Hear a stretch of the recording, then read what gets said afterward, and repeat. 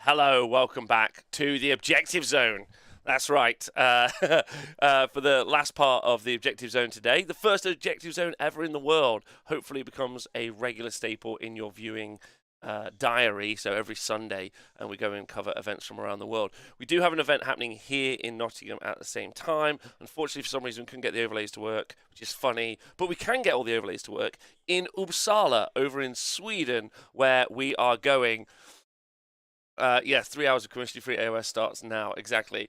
We're going to Sweden and we're going to go cover the final match, round 5 of Lord of the Mounds 6 in Uppsala. So about 56 players playing at this event. It's really exciting. You can follow along at home if you type !lists, but I will put the list link in the chat for you at home as well. Really exciting. Liara's my table boss.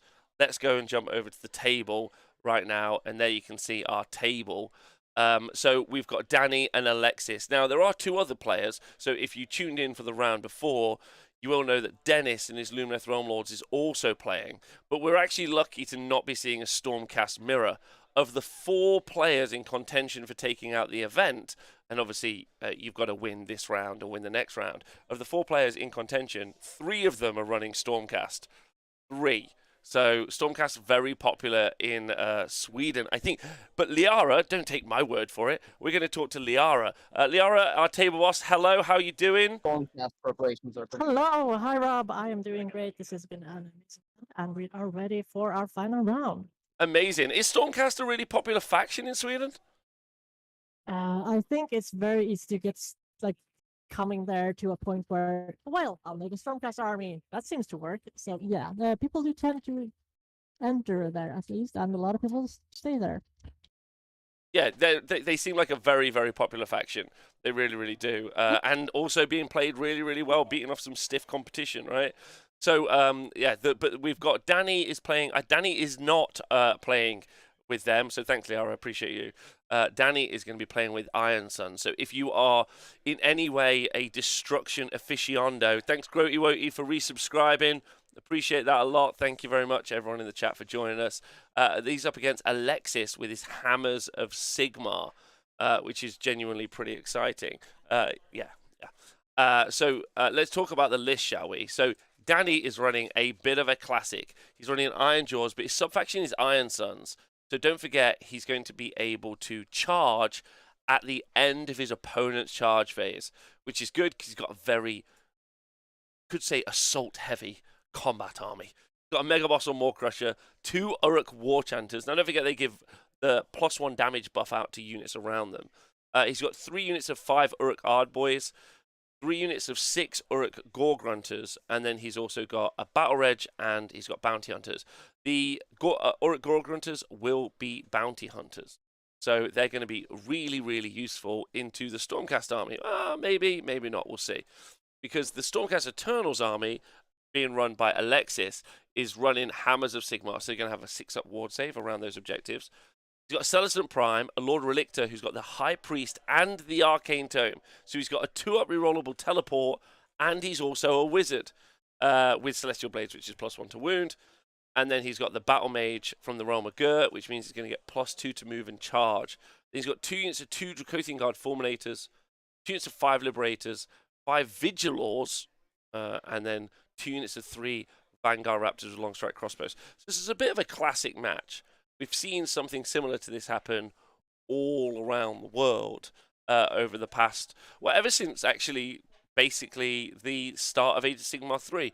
Both these 2 armies were launch armies. And what's really exciting is they're still effective. And thank you, Guy, for resubscribing. Thanks for resubscribing and keeping my enemies at bay. That's how you do it. So yeah, a bit of a classic match. And we're playing Battle Lines Drawn. Oh no, we're not playing Battle Lines Drawn. That's wrong. We're playing Won't Back Down. Completely different battle plan. Don't worry about that. Yeah, you don't get this on Sky Sports. You've got Won't Back Down, which, as you can see, is 6 objectives. So there they are. And then the deployment is going to be 18 inches away. So they're going to be deployed on a line like that. And then they're going to be facing off. But the key part of this mission is that units rally on a 5+, but Galician veterans rally on a 4+. Drama. Big, big drama. But thankfully, there aren't a lot of Galician veterans. Because the only units in them are the Liberators in the Stormcast army. That's it. And maybe the Vigilers. Effectively, yes, the Vigilers. Hello? Oh. Oh, the Vigilers. I think the Vigilers are battle line. I think because they are in the Expert Conquerors battalion. So I would assume that they're battle line. Yeah. It's okay. And then 2 units, and then 2 units of Liberators. But it's going to be like there's some big power pieces in this army, right? You've got those 2 units of Fulminators, so those 2 units of 2. They're going to trade very effectively. Ziggy, thanks for resubscribing. Let's go. Hope you're well. That's going to be. Thanks Tristan for donating £5 to the show as well. Super appreciated. Okay, yeah. So those Fulminators do incredible damage, right? 5 attacks each, damage 3. Yeah, they are nuts. They're going to do some phenomenal damage on the charge, but they have to charge you. And the problem is against an Ironjaw's army, which is going to keep charging aggressively and progressively. But Alexis, who is running the Stormcast army, Alexis has got a way of dealing with that Maw Crusher at the back of the board. So he's got 2 units of 3 Vanguard Raptors with long strikes. So I think we've seen them. Yeah, we've seen them deployed in the center there. So he is going to have a 30-inch range. He's also got a Lord Relictor, so he can teleport 1 unit of 3. And he's got a hero phase shot, obviously, and he's also got the shooting phase shots. So he's going to have close to nine models worth of long strike shooting. So it's going to be 18 shots. Any 6s are going to do 2 mortal wound. And that Maw Crusher doesn't want to face that. And it has to be his key target. He has to take out this Maw Crusher. This Maw Crusher can issue 3 commands to units around him, like 1, 2, 3. And he's got, obviously, the command ability that Ironjaws have, which is not Smash 'em and Bash 'em. Oh, it's called Mighty Destroyers. Thank you to my table boss Liara for that. Yeah, Mighty Destroyers. Yeah. Thanks, bud. So on the left-hand side, we've got our Ironjaws. We've got our units of Gore Grunters lined up with our Maw Crusher. In front of it, the Ard Boys screening out in a line there, stopping some of those early charges. Because the teleport, the trick is with the Stormcast army, is you give them plus to charge with the Battle Mage of Gur. Then you teleport them with the Lord Relictor. Then you make a 7-inch rollable charge. Which is pretty effective. That's the kind of trick. Now, the Stormcast army's got the choice to go first. They are a battle. Are they a battle reg? They're not a battle reg. Are they? No, they're 11 drops. What am I talking about? That was That was Stian, who is actually playing on a different table. He's the one drop. There was 3 Stormcast lists in here, and this is the one with the least dragons, which is fun to see. And then no, he doesn't get the drop. So it's actually going to be. It's going to be the Uruk War Clans who go first. They're definitely giving the first turn away. Definitely, which is why we're seeing Alexis deploying so defensively. He's building these screens. No smashing and bashing is going to come for him. The Megos Maw Crusher has also got an Arcane Tome. There are so many Arcane Tomes. It's like an Arcane Library in the Mortal Realms right now. They're everywhere. Yeah. And they, my favorite bit is quite a few people I see online call them an arcane tomb, which is just, it's like, oh, it's an arcane tomb. Yeah, oh, is that very common? It's apparently, according to Liara, it's very common in Sweden. So we've got that. That's fun. But the arcane tome is, yeah, Master of Magic. Yes.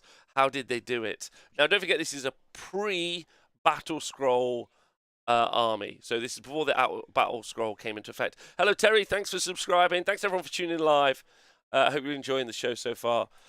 So, yeah, this is pre-battle tome. Hold my sub soup, man. Thank you. Thank you. I just had soup, so thanks, everyone, for checking in on me. I got up an hour earlier this morning than I needed to because I don't understand daylight savings, as do very few other people in the world. So that's really fun. But yeah, lovely time, and Liara's doing great as tier boss. Thanks. So looking forward to the match. So Danny is going to get the choice on who goes first. To Alexis, chat. It's time for you to tell me what you think. You're the Iron Jaws player in the far left-hand side. You have got the choice to go first. Are you going to give it away to the Stormcast, or are you not going to give it away? Oh, thank you to Grody Woty for donating 5 gift subscriptions to the chat. Let's go. Absolutely go. Thank you, buddy. Grody Woty. Grody Woty. Yeah, you got it, baby. Shout out to Rob. I can truly say you reignite my long gone love for competitive tabletops. Negative attitude drove me away, but just the go do have fun mentality works incredibly well. Thanks, man. I mean, it's not really me. I'm just really a representative for the competitive community. You're fantastic. Eric's running the event that we're covering right now. Liara's given up her weekend to help Table Boss to do some coverage yesterday. We've got Danny and Alexis on the tabletop. We've got Adam here in the TSN arena helping sure people are having a fun time here while I do this. Generally, the community is just phenomenal. So there you go. I think what you're saying is the 40k people annoy you. That's okay. I'm not biased. I'm just really biased, which is the best bit. So yeah, chat. Come on, tell me. I need you. Who would you go first? I'm going to jump over to Liara. Liara, as long as the players can't hear you, who would you go first if you were Iron Jaws, or would you give the turn away?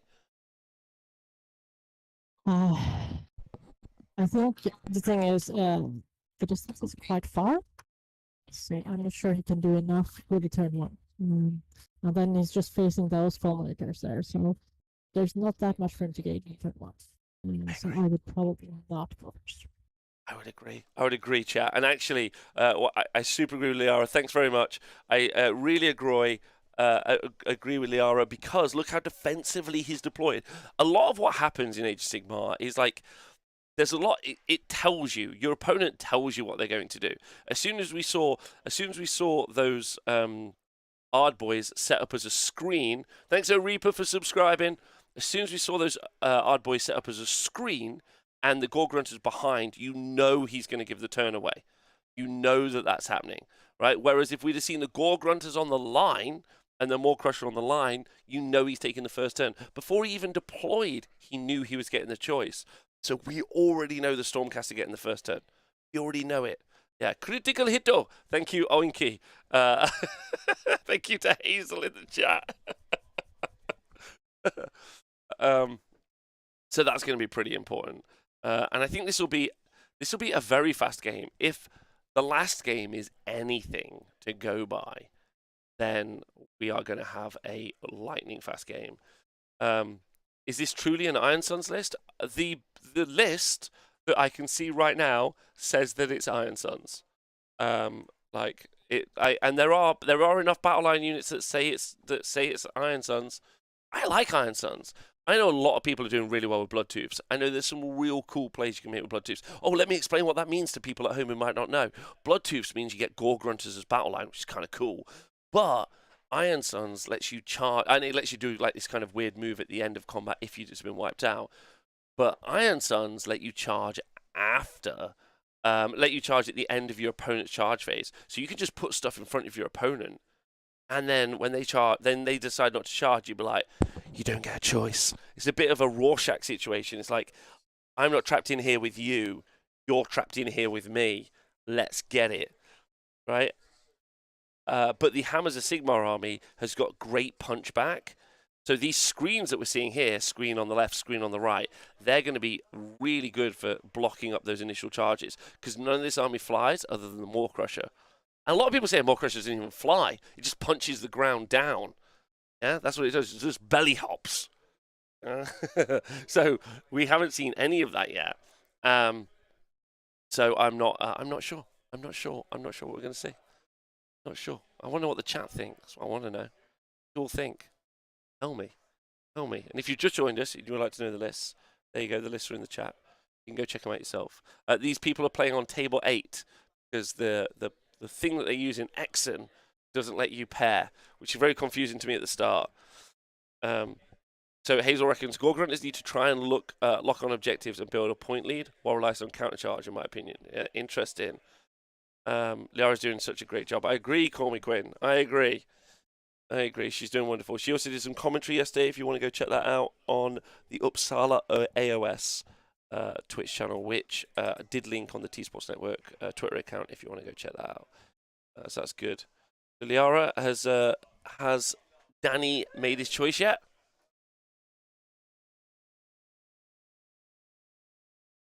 We don't know. Okay. Interesting. Gonna be pretty. No incarnates, absolute green flag. I think the incarnate was banned at this event. Am I right?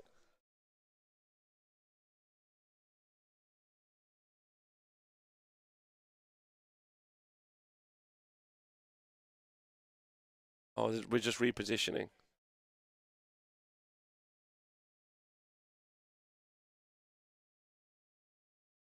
Oh, okay. So they're pre-deploying and now they're finalizing the deployment. Also, some other little bits just for the chat to know. There's no book tactics. There's no book grand strategies available at this event. So neither of those two. Is the incarnate banned at this event, Liara? Is the incarnate banned? Oh no, there's 11 incarnates. Don't worry. The incarnate is running hot, but none of them, absolutely none of them are winning. So think about that. Think about them apples. It's because it's finely balanced. Uh, oh, uh,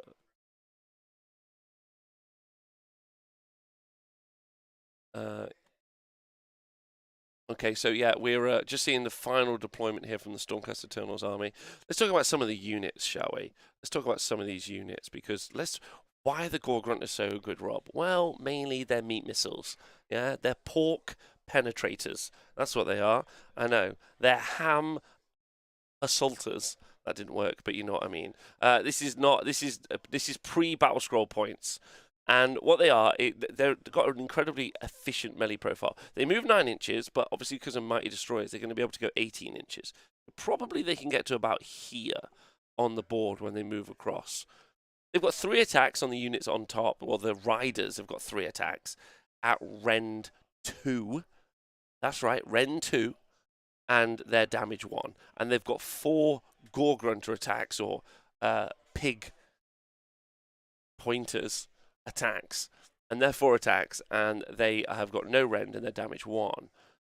But you obviously can give them +1 damage from the Violent Fury. So there's a bunch of stick-wielding maniacs. They're called war chanters. So they dance a happy dance, and they beat their sticks together and they scream into the sky, yeah, bosh bosh bosh, yeah, and then they make another unit hears them and it's like, I'm so furious at the sound of that music, and they get +1 damage, +1 damage. So we've got +1 damage on them. So then, if you think about a unit of 3, it's actually a lot of attacks. That's 9 attacks that are damaged to at Rend 3, and then it's 12 more attacks which are no rend but damage 2. Oh, we've just seen the handshake. Has Danny given the turn away? Okay, Danny has given the turn away. Absolute. So Alexis is going first. Okay. Okay, all right. So now they're just measuring teleports. That's what they're doing right now.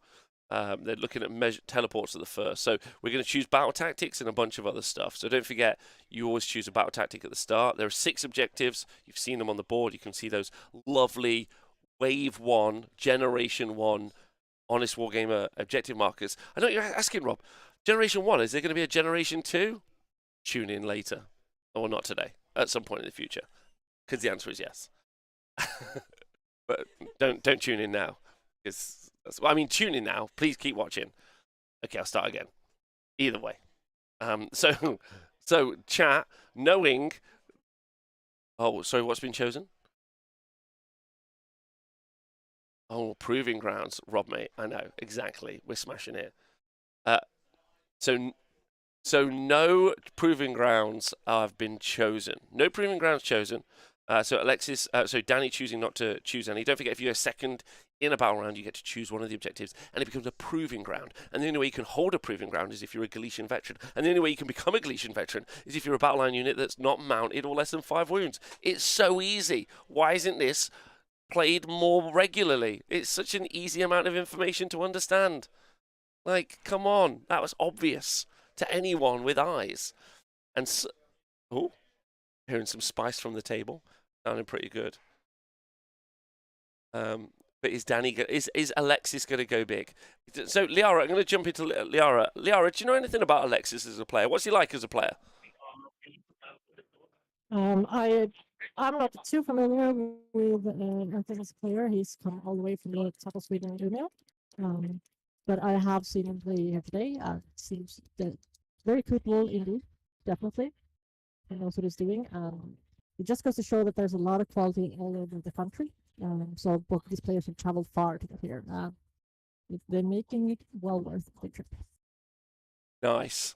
Nice. Okay, thanks, Liara. I appreciate you. Okay, so we don't know much about Alexis. We don't know if he's a cagey player or if he's going to, when you can't beat it, just yeet it. Is he going to go for the Big Beat Manifesto? And so we'll see what he's going to be like. We know that Danny is already a conservative Iron Jaws player, a relaxed. You look at that, defensive screens, more Crusher blocked out. This is Destruction players around the world currently furiously punching things, drywall, floors, all sorts of stuff at this absolute nonsense behavior. Destruction players currently overcooking their beef on the barbecue as we talk about this. Just gutted. Yeah, absolutely gutted.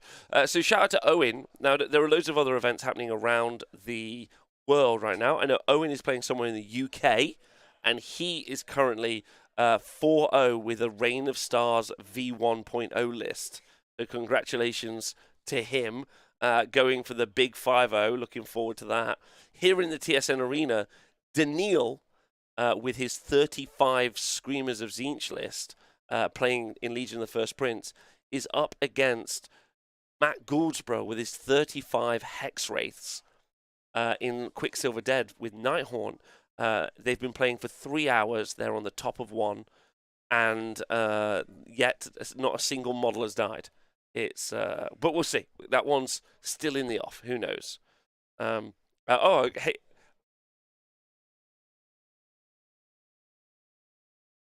Oh, we've got a Mystic Shield up, and we got a teleport. Have we got the? What have we got teleported? What have we got teleported, Liara? And thanks, Hazel, for the update. The Vigilers. What? Vigilers? What nonsense am I seeing? I mean, number one, why are Vigilers even in the list? I mean, that's the first thing that we all need to talk about. I mean, what is happening when we got to see Vigilers playing for the win on the tournament? That's the real question. That's what everyone wants to know. Yeah, Hexwraith and Quicksilver, what? There are 35 of them. Thanks to Hazel giving me some update from the arena. Apparently, it looks like the 35 Screamer list is going to beat Matt G. Think about that.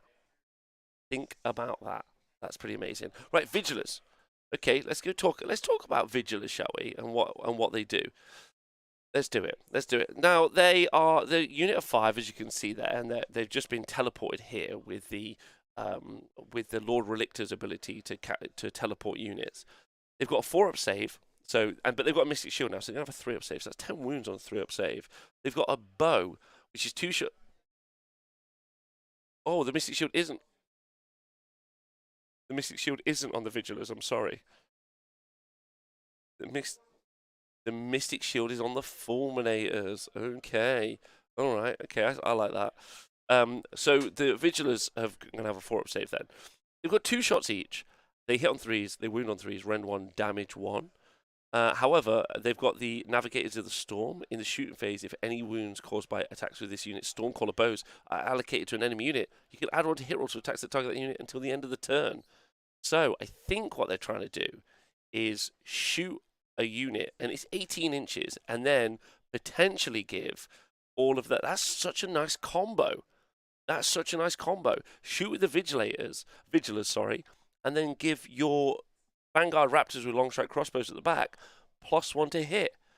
Oh my god! Right, that's gonna be very good. Yeah. They buff the hit of 2 units of 3. So Shock Daddy Will in the chat is excited about that as well. I'm excited about that. That's pretty exciting. So we'll see how effective that's going to be in the game. Yeah, very spicy. It could be. There's lots going on there. KO go on for the 4-1, going to final game here. Oh, looks like Trogs too. So this is, I think, Hazel doing great with the updates from around the arena. KO on for the 4-1. So that's Josh Jenkins here in the TSN arena. He's going 4-1. And also Trogs, that's right, Dom with his Trogs looking for the 4-1 victory here at the TSN arena as well. Oh my goodness. Oh my goodness. Some amazing. Rainer Star's doing well in another country. There's the Games Workshop event happening over in America. Right now, loads of big names currently doing really well over there. Tom Guan in first place over there.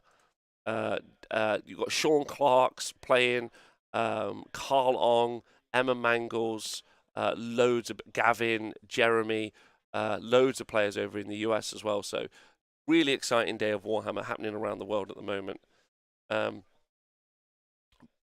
But this is what we're doing so far. Right now, we're just looking at these Stormcast armies. That's what we're doing. Who's everyone rooting for? That's my question. I haven't seen the Vigilant tech before. This is the first time I've seen the Vigilants given the +1 to hit. Like, I really like it. Like, that's super fun. I love the idea of maybe Vigilers and then backing them up with, like, some Boltstorm Crossbows Judicators. Giving them +1 to hit is really nice. You don't really get any bonuses for MSU, though, in Stormcast. You feel like it's kind of a good buff, but you're like, I'm not really sure what the purpose is. Who knows? Who knows? And it only applies in the shooting phase. It's the end of that turn. Oh my goodness. Okay. So Karadim, Karadim in the chat. Hello, buddy. Let's go, Danny. So a lot of love for Danny. Do we know? I'm going to talk to Liara again. Hi, Liara. Liara, do we know anything about Danny? Yeah, Danny is one of the world's two players from Norway. When it comes to play, we've seen him play a couple of tournaments here in Sweden as well. Doing very well. And we've seen him perform well in Worlds too. Lovely guy. I've got him this odd few times. He's been playing really well here. We had him on for our stream yesterday as well in the mirror match with Iron Jaws. Did super well, so I'm excited to see how he handles this matchup too. Exciting, thank you very much. Really appreciate that. Okay, that's great. I love calling the table bosses with local knowledge. I like, know the guy, great list. Yeah, he knows what he's about. So we're into the shooting phase, I assume now, Liara. Maybe the end of the movement.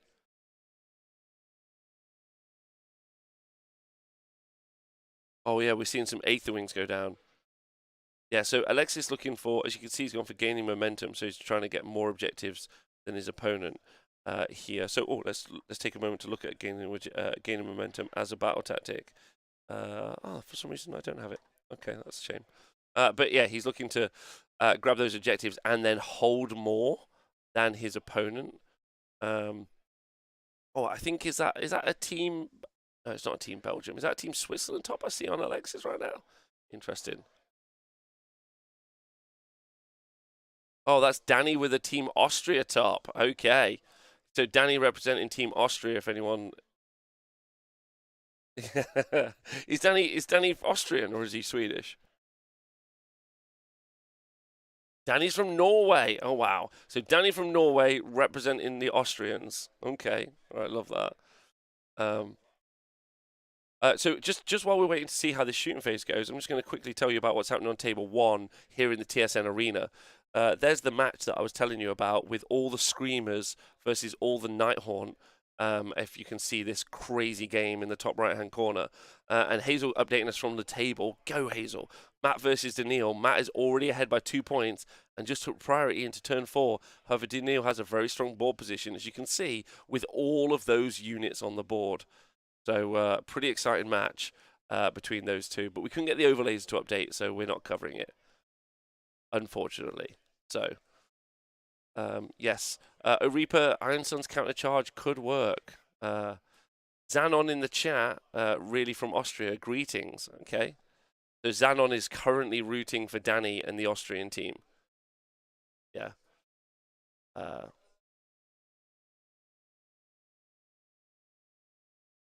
Okay.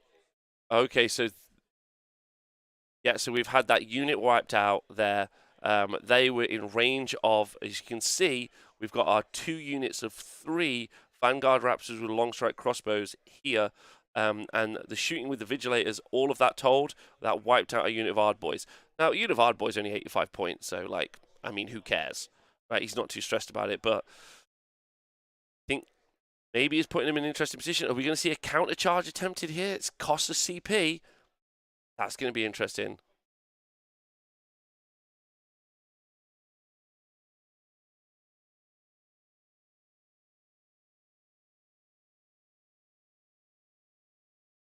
Okay, so right now they're just talking about where they intended for their models to be after the teleport.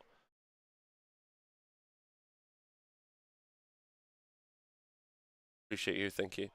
Yeah, the Aether Wings have grabbed this top objective here.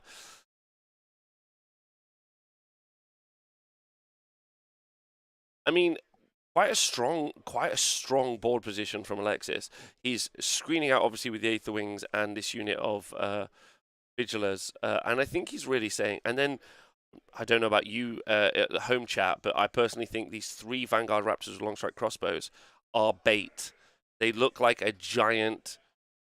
Yeah. Yeah.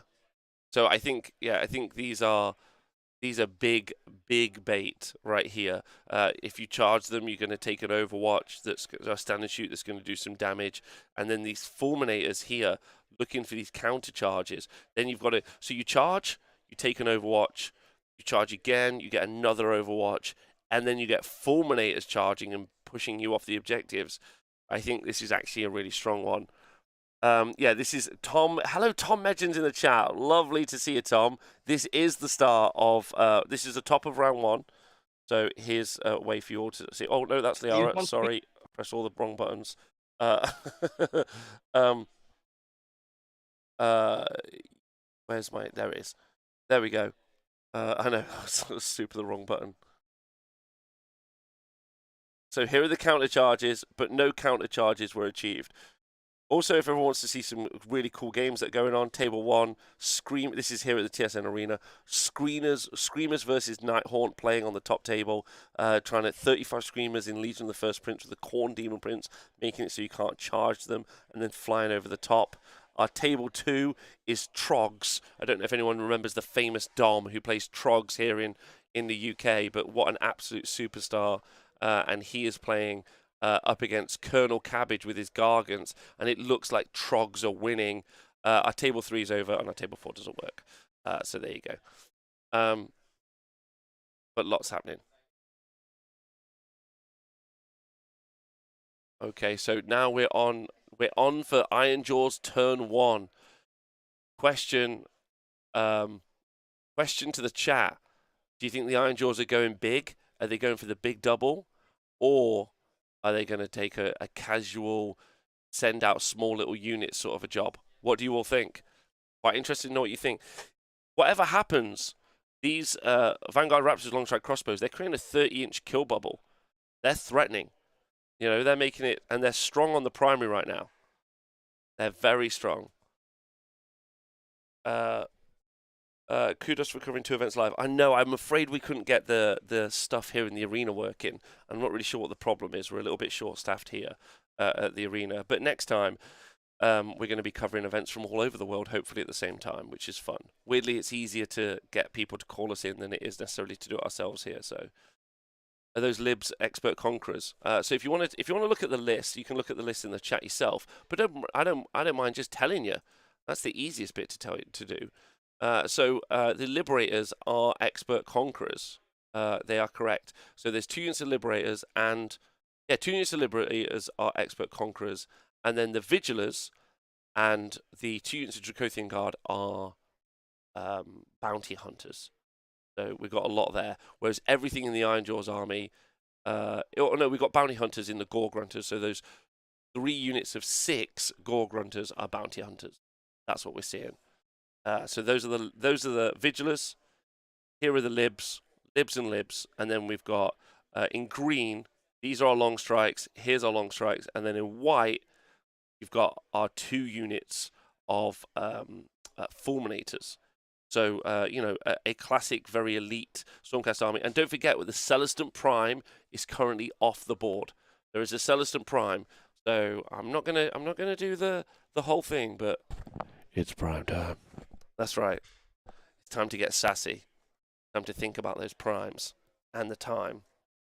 And also, okay, battle tactic is eye for an eye, coming in from Danny. He lost a unit. Eye for an eye means he's going to go kill a unit. Ladies and gentlemen, I think this guy might be going in. But then that said, he doesn't have to. He can trade quite nicely. He's got a unit of 5 hard boys up the top, another unit of 5 hard boys here. If he wanted to, he could just take this unit over into the center and try to fight these vigilers. He could take his other unit of hard boys, go and fight the Aether Wings over here. He's got some real opportunity to not go all in with his Iron Jaws. And that means once he goes grab those objectives, that the Stormcast army has to then trade off again because he's going to be losing territory. I don't think Oryx can tell the time. they don't know prime time or any other time. Okay, we've got a teleport being cast right now. Oh, so it's being cast. So this is our Gore Grunter, by the way. Not our Gore Grunter, sorry. Our Mega Boss and War Crusher at the top. He's a wizard. He's got the Arcane Tome, and so he knows spells. I'd like everyone to point out, because Games Workshop didn't change the Arcane Tome, that the Khorne Demon Prince in the Legion of the First Prince army playing here is also got the Arcane Tome and is a wizard. Just a super fine set of results there. No problems. Like, there's nothing wrong with that, both in-game or narratively. It's tip-top is what I'm going to say. Tip-top. Liara, just a quick one. How do you feel about Khorne Demon Princes with the ability to cast spells? Are we allowed to kill ourselves on stream? No, we're not. Oh dear. Thank you very much. Okay, so yeah, our table boss, one of the Swedish world champ teams. They got bronze at the AOS World Championship. Not very strong feelings there. Real strong feelings. Yes.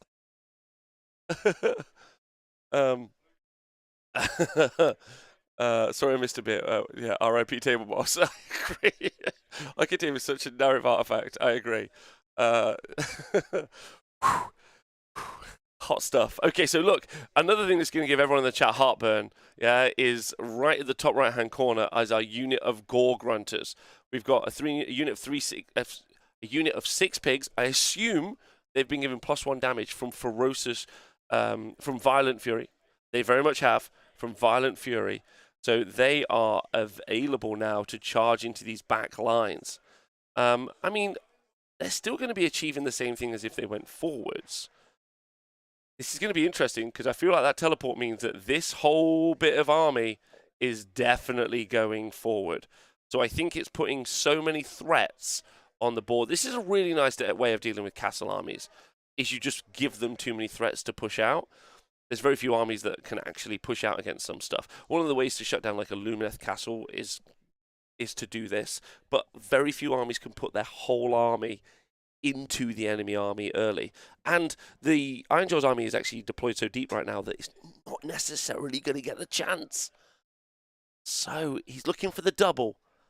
Danny with the big double. Double Danny, they call him. Yeah, Danny the double disaster. That's what they call him. Triple D. Big D, they call him. That's what they say. They say, all right, Danny, here for the double. He's like, I'll have a double macchiato shot espresso and a double. Yes, yeah. He just loves the doubles. That's what he does. Big double Danny. He stopped me. The back pigs are pressure, correct? Of course. Yeah, so there's some good pressure. What he's doing is giving him too many options so that even if Alexis gets the turn, he's got to deal with some Gore Grunters while at the same time. Now, I'm right in thinking that we're also seeing a Mighty Destroyers move being done. Okay, so in the top right-hand corner, run forward and Alpha go for the double. Such innovation. I know. I think many of them may well have been taking some coaching lessons off some people. So in the top right-hand corner. So let me explain what happened very quickly. So you teleport, and the teleport was outside of 12 inches. Being outside of 12 inches means that when you do Mighty Destroyers, you get to move and you don't have to declare a charge. They move 9 inches, which means that they've now moved within 4 inches of this unit of Fulminators. So, ladies and gentlemen, those Fulminators are in some trouble. What a big play from Danny. Like, big play. Yeah, now he has to fail a 4-inch charge. And I think you naturally get one as Iron Sons or Iron Jaws, maybe. Maybe not. Yes, Dan. Yeah, I think Iron Jaws is +1, or it used to be +1. It might not still. Hello, Jacob Berry in the chat. Hello. Hello to Canhammer Darren in the chat as well. Yeah, I will just say, just FYI, if anyone would like a Slap Chop t-shirt, they are available on our web store. As you can see, I am modeling one right now. Jacob Berry runs our web store, and if you'd like to pick one up, please do. That'd be great. I suggest it as a prize for people on winning best painted at your tournaments. That's what I use it for. That's what as of today, up until now. Anyway, big play here. Really exciting, really exciting. And are we going to see Mighty Destroyers? So that means we can't see any more Mighty Destroyers, right? Because we've used it at the top. We can't use any more Mighty Destroyers. Yeah. Oh, Reaper, they were outside of 12. Yeah, you've got it. They were outside of 12. Amazing tech. Teleport, be outside of 12. Mighty Destroyers 1 unit. Move within 4. Go for the yeet. That's what they're doing. So they can get +1 to the charge if they call the war. Thank you. But I don't think they've called the war this turn. So then we've got... So now we're just going to be moving our Maw Crusher. And I reckon we're going to get some very conservative movement from our Maw Crusher. Okay. Oh, so this is the Fasten move. We might see the Maw Crusher going forward as well. I mean, to be honest, if he takes out both units of Fulminators, in fact, actually, if he charges 1 unit of Fulminators and then wipes out the other unit of Fulminators, it's game. It's just game. I don't think the Maw Crusher. The Maw Crusher's command tray is Master of Magic with the Arcane Tomb, and so is unavailable. Sorry, say that again, Ara? Oh, perfect. Just to jump back to our Night Haunt game. So this is Screamers of Tzeentch being played by Daniil. We couldn't get the overlays to work, but I just wanted you to see it up against Matt G's Night Haunt. You can see Matt G painted his Night Haunt in black 2.0, which is a like a type of specialist paint, and so it looks like velvet black. It's pretty crazy. This is for the win. So our event here in Sweden, so this is the table you're looking at right now, is for the win. Although there are 2 other tables playing potentially. So there's Dennis. You saw him in round 1 lose his tech list in turn 2. But he's using a really interesting Teclis, Avalanor, and 30 Stone Guard Lumineth Realm Lords list from the new book. But he's also playing against another Stormcast army. So Stormcast got paired into each other in a mirror in the round before.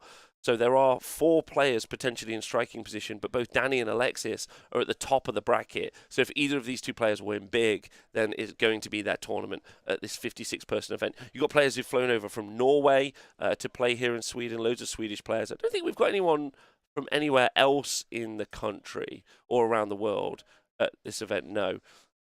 So yeah, but we do also have another round here at the TSN Arena in England, and later today there are rounds happening at the Kansas City Open. I'm pretty certain, yeah, with some like big names in striking position. So Tom Guan running Daughters of Cain, Sean Clark representing Wicked Dicey. Running Stormcast Eternals. You've got Carl Ong representing Tough Crowd, and also Emma Mangles representing Wicked Dicey, and then I think there's a Gavin representing Harambe's Heroes as well in the US. So there's quite a lot of games happening around the country today, which is cool. So scoring at this event, so the scoring done in Sweden is done on win, loss, draw, and then it is differential. Scoring is then differential after. Yeah, which is the adult way to play. Um, oh, okay. Sean is Detroit. Sorry, I thought he was a wicked dicey guy. I got that wrong. I thought he was a tough ground guy, to be honest, but who knows? So yeah, it's quite interesting seeing the different teams as well. In fact, actually, Liara, just while we're seeing some of these movements, Liara, is there a lot of big gaming teams? Like, do people play in teams like they do in the US? You've obviously got Tough Crowd, you have got Wicked Dicey, stuff like that. Bit of a thing happening over in America. Is that a thing over in Sweden yet?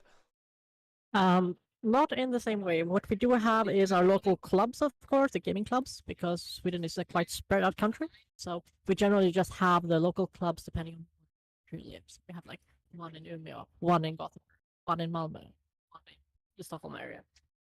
Okay, And then great. there's a few different like here. Yeah. So it's a lot more club based than it is team based. Correct. Oh, lovely. All right, thanks. Thank you for the update as well. It's lovely hearing about the different. Hope everyone's enjoying hearing about how different nations play at the same time.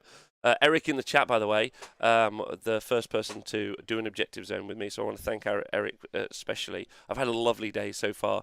Great round one, and this is also. It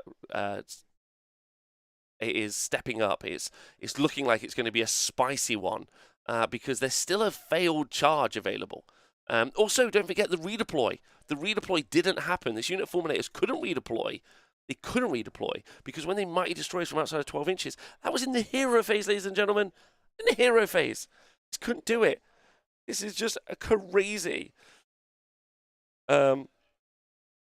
Reaper, the American Sigma clubs are all members of each other's clubs. It has a very leave your keys eyes wide shut kind of deal. Wow, sort of shade being thrown by a Reaper right now at the minute. And Eric in the chat, we've got people from North Umir down and southern tip of Malmo, and that's actually in Uppsala. So the event is happening in Uppsala, but it is there's people from all over Sweden, and Sweden's actually quite a large country. So there's if they've come from the northern and southern tip, actually quite a travel, to be honest. Umir, the northern wastes. Well, I mean, some people don't call it. I don't know. Eye for an eye, wide shut party. That's what we've got going on right now. Anyway, okay, so we've seen a redeploy. Okay, so our Maw Crusher has moved up, and we do have a redeploy from the Vigilers. That does make that Maw Crusher with the monstrous action, that Maw Crusher could easily wipe that unit out and then be into the long strikes. I'm not sure I would have redeployed backwards, to be honest. I think I maybe would have kept them on the front line and redeployed closer. Oh, maybe he's trying to, because then obviously the Maw Crusher could charge over. Maybe the Maw Crusher's got a bussy. He's got a big booty. Yeah, maybe I said the wrong word there, but he's got a chunky ass. Yeah, and what I mean by that, he's got a very large base. Yeah, and he's very difficult to get his big base over other models. Yeah, the Maw Crusher thick. Yeah, the Maw Crusher hunky. And so it's difficult for him to move over these models. So you got to be conscious of that. And so that redeploy, maybe he could have been forward and he'd been fine. I'm not really sure. Okay, and now we're seeing the rest of these Gore Grunters. Don't forget 3 units to 6. 3 units, 6 right here.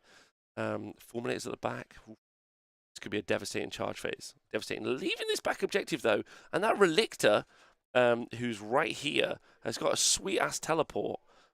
He's a High Priest. He's got the command trait High Priest, which lets you re-roll your teleport. Teleport can be re-rolled. So, want to be careful of that.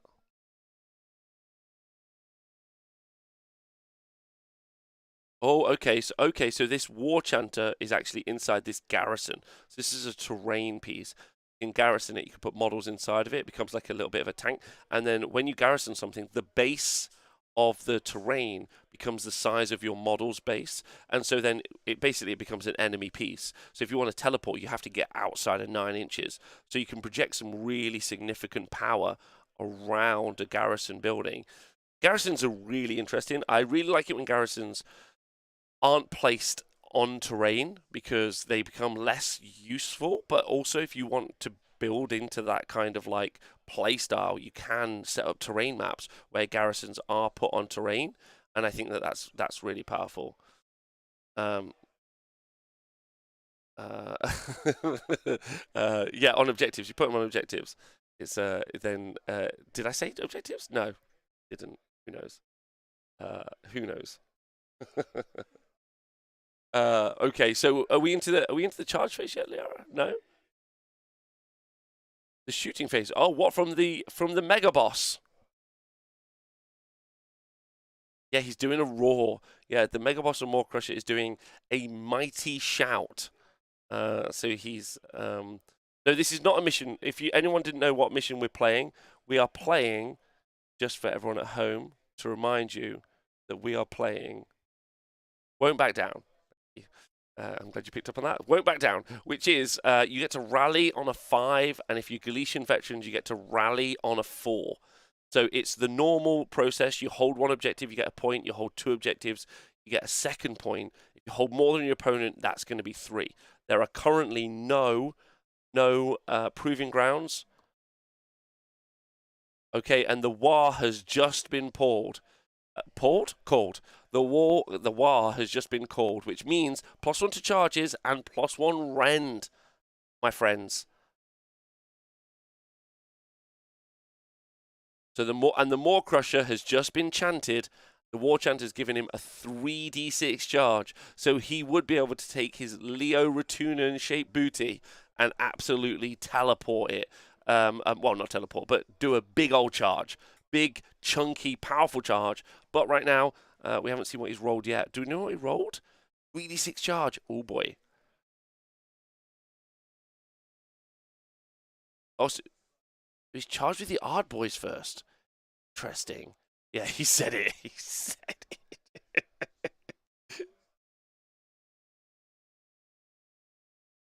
He was trying to stop the Unleash Hell from the Vigilers. I mean, the Vigilers have got an okay profile, right? 10 attacks, 3s and 3s, rend 1, damage 1.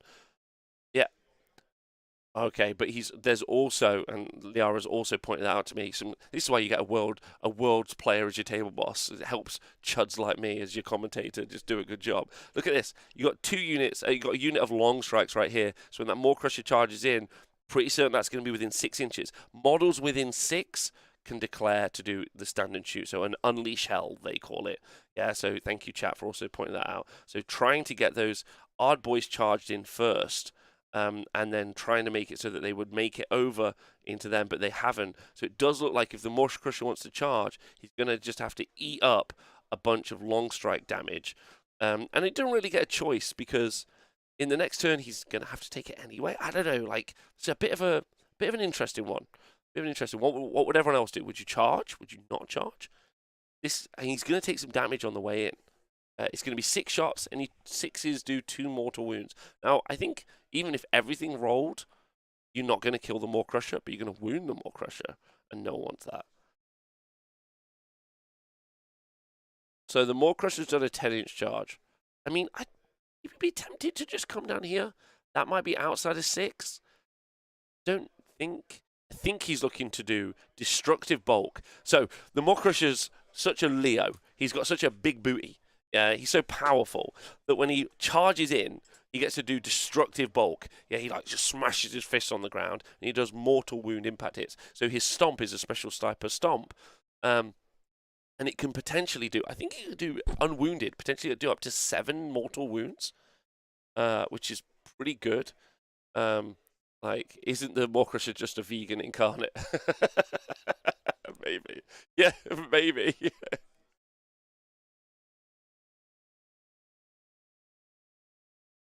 Oh, wow. So he has been able to charge. He has been able to charge and keep the Maw Crusher just 3 inches out from the long strike, so he doesn't have to worry about this. Okay, so now it's about what that destructive bulk does. So he's in a great place there. He's still... Yeah, well, that's not going to be yet. Oh, okay. Okay. So, yeah, so he didn't stomp them. The Unleash Hell happened from the long strikes? Is that what we're hearing?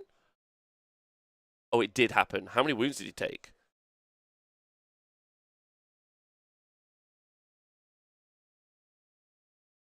Oofed.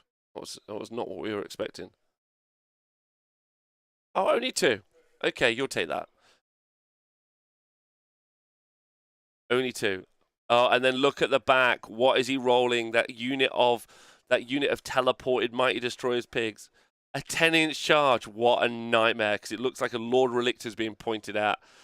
This is a pincer move. This is Hannibal coming over the mountains.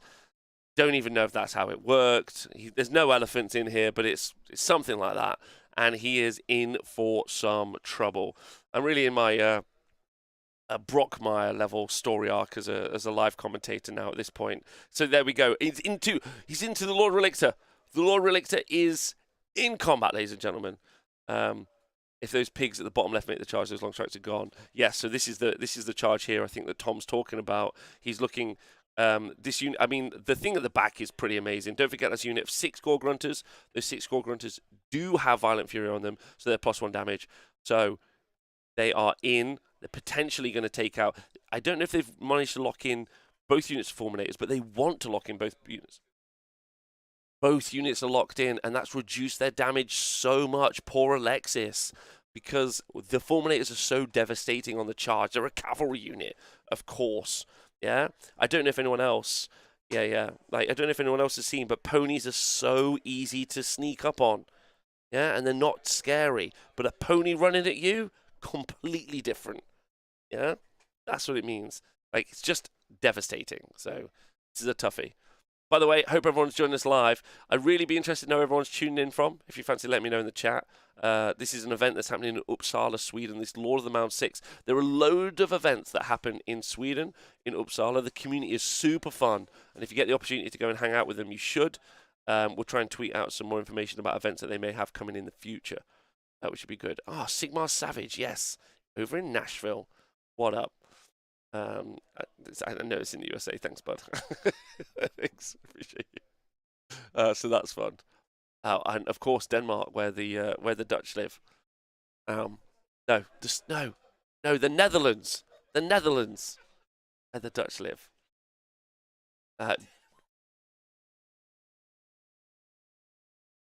One of the pigs.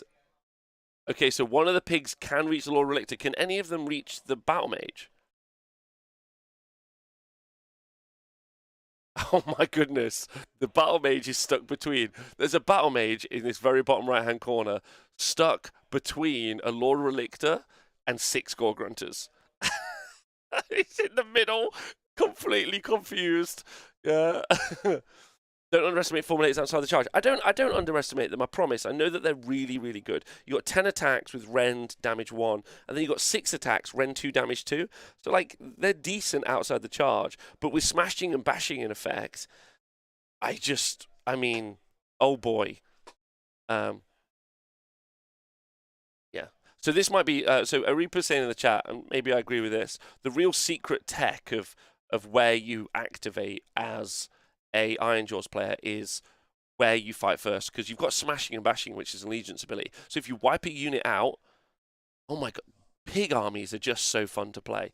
Look at where that unit started the turn here at the top left hand corner. It's here. Like this is the lengthways side of the board, ladies and gentlemen. Forget about Phileas Fogg traveling around the world in 80 days. These Gore Grunters traveled across the board in 1 turn. It's madness. That's what it is. Complete madness. Anyway, smashing and bashing. I'll get this. I'll put this into. Okay, so there's impact hits currently coming in on the Fulminators. Each Gore Grunter rolls a dice on a 2-up. You take a mortal wound. I'm pretty certain, and it's 1. Yeah. And so those are going into the Fulminators. Recognizing those Fulminators, I mean, those Fulminators are going to be lucky to live. The War has also been called, so even though those Fulminators are normally on a 3-up save, they're now on a 6-up save because of Ren 3. Oh, these are absolutely, like, these are just ham torpedoes. This is what we're seeing. Like, absolutely brilliant stuff.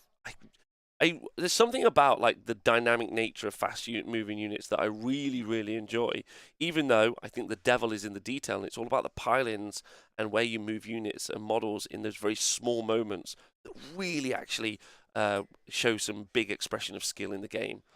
That's true, there is a 5-up rally in effect, but only on objectives, correct? Wow. Okay, so the Ether Wings have been stomped for 6 mortal wounds.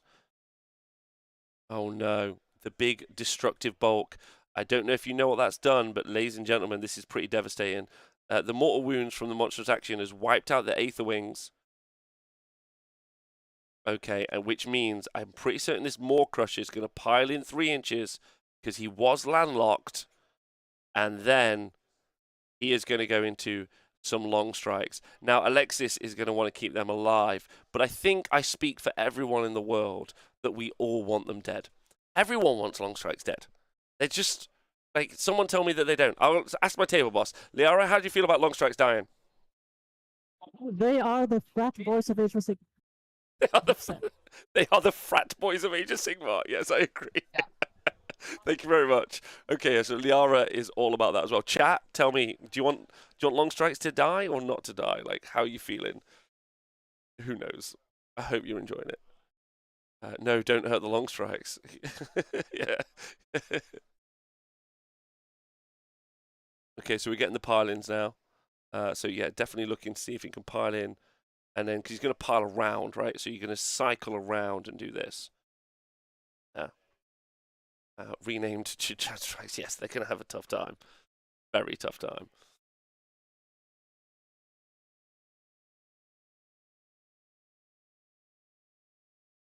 Okay, so there we go. So that Maw Crusher now, which, by the way, the Maw Crusher started off the turn here.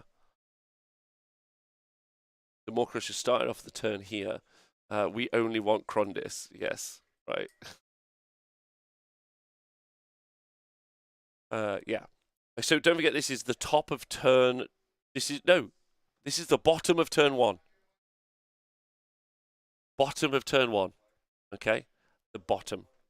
The turn was given away by Danny to Alexis, and we're now at the bottom of turn 1. We have a Maw Crusher fighting 3 long strikes. We've lost some Aether Wings. There's some Vigilers in. We lost earlier in turn 1. We lost 5 of our Ard boys. Yeah? Double turn equals, yes. Pretty devastating, actually. Really interesting. Like, I'm not sure what the meta is like right now in Sweden, but we have some outrageously fast combat units. Okay. Like very, very effective stuff. It's always the fear of the Iron Jaws. I mean, Iron Jaws, yeah, just so good. Like, but their win rate is never too high. So this is the attacks going into the Vigilers now, looking to take them off the board. I'm actually really sad. I'm really sad about the Vigilers going down. And hello to my friend Dayton in the chat. Big love to you, you big cutie. Because Vigilers got some real interesting tech, and I think they got cheaper. I think they got cheaper in this edition.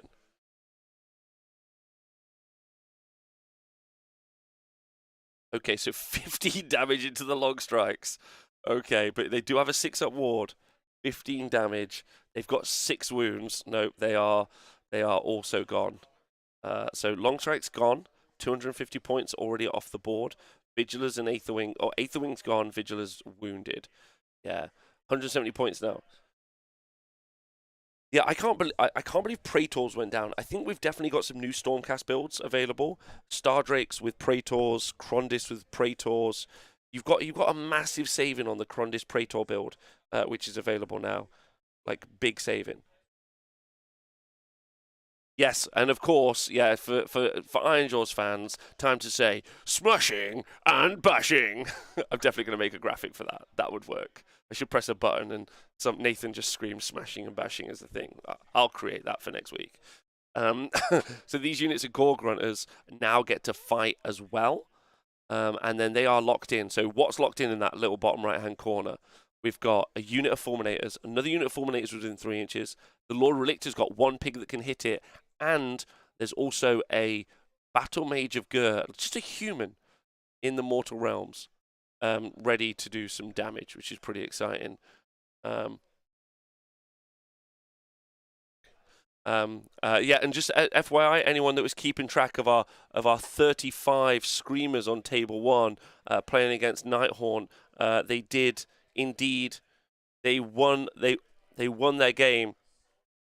They won their game, and they have they're on for the 5-0. on for the big 5-0 from Daniil. But Daniil, with his 35 screamers, has to play against Trogs in the next round. Can he do it? Can the Khorne Demon Prince, 35 screamers, Legion of the First Prince, beat a Skitterstrander Ragnarok and some Trogs? Chat, what do you think? Do you need this? Okay, great. Oh, yeah. Okay, great. No one can beat Trogs. Thanks, chat. Thanks, Tom. Love you, beat you, big fella. Miss you. That one grunter not getting in must feel devastated. There's one Gorgon in the back. Yeah, it's just everyone else is having fun. There's just one Gorgon, and they're like, "Oh man, I wish I could do some battles."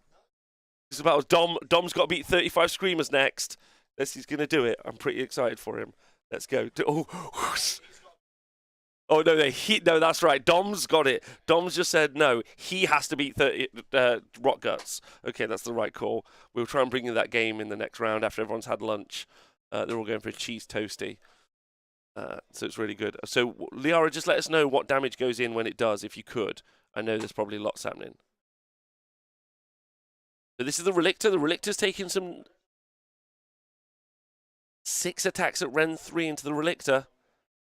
Oh boy. Can we not just call that Khorne Demon Prince because it ain't? I mean, he's got an Arcane Tome. He's Khorne Demon Prince with an Arcane Tome. Like, think about that. Is the Relictor dead? Relictor dead? The Relictor, ladies and gentlemen, is dead. So there's going to be no teleports for this Stormcast Eternals army. Right.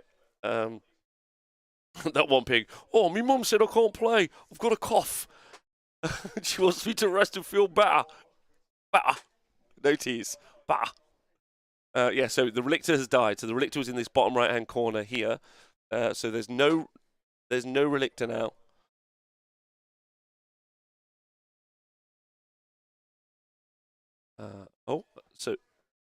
Okay. Oh, wait, are we also attacking the Battle Mage? Or is that into the Fulminators? Oh, the Battle Mage just took a little bit. Yes. So the Battle Mage is also down in this little corner. Well, is being hit. Oh, no, the Battle Mage is alive, sorry. Battle Mage is alive. Great. Okay. And then next.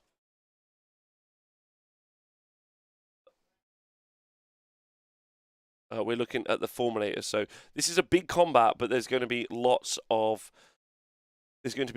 like pushback from this is going to be pretty decisive. I mean, probably not as decisive as of the first game. If you guys if you guys have just got up, if you're somewhere in the world or and you've only just woken up, please, I do encourage you to go back and watch the first game. It was thrilling. It was so fun. Okay. One Fulminator gone. I know Age is something in the chat over in Australia is like, come on, Rob. I believe in these Fulminators, even not on the charge, right?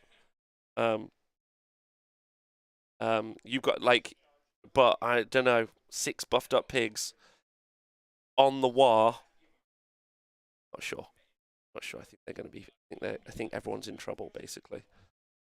Here we go, and this is in the currently new Lumineth Realm Lord meta. New Lumineth Realm Lord in effect.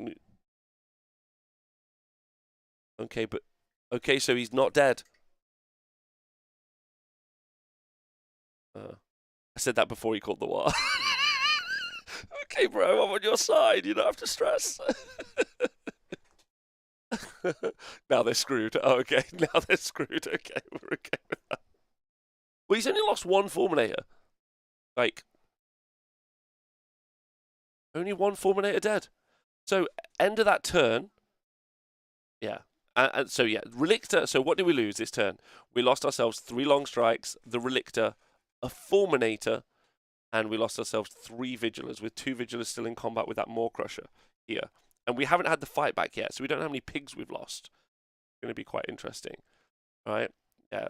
I think that's a bit. It feels like maybe that is a bit of a whiff. You've got to remember that, you've got. Oh, Liara's calling it a whiff from her side, right? Oh, the Fulminator whiffed. Okay, so the Fulminator did pile in, and the Fulminator whiffed. That kind of feels like maybe a bit of a destruction whiff as well. It's not.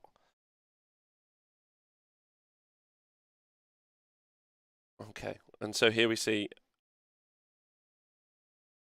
Oh wait, no. So it was the Vigilers who whiffed. Okay, Fulminators haven't whiffed yet. Age of Something's reputation is not on the line. Okay, don't worry.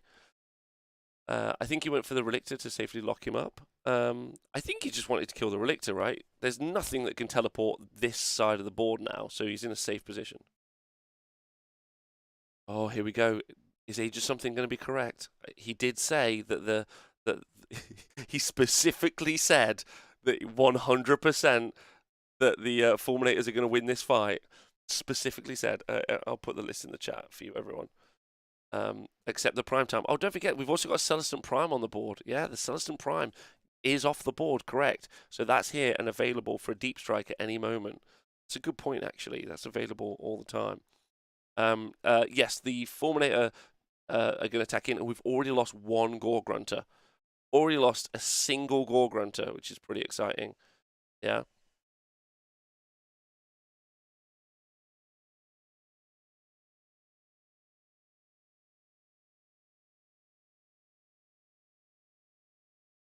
We lost another pig, ladies and gentlemen. We have lost another pig.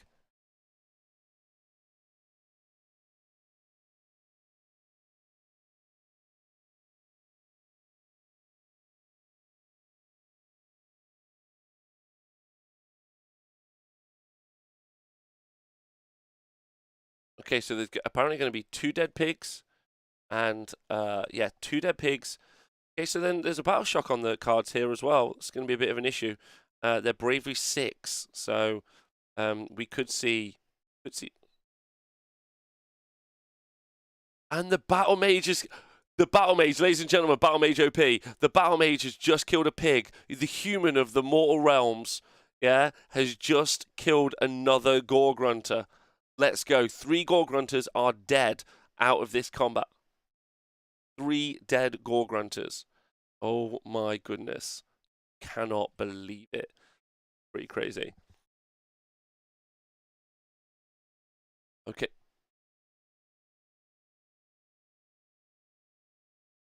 So now we're gonna just rack up the points. That's the end. No battle shocks?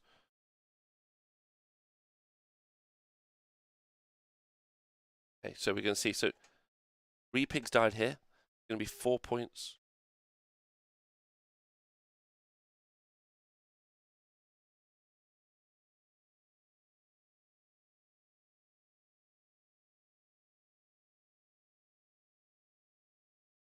Ladies and gentlemen, we have got a priority roll. Let me know in the chat who you're rooting for before I tell you what has happened. There was an inspiring presence. Um, there is no points. There are no points outside the typical 5. Right? Show some support. Good luck, Rob. I'm calling a whiff on prime time on the way out. Thanks, Tom. The priority roll went to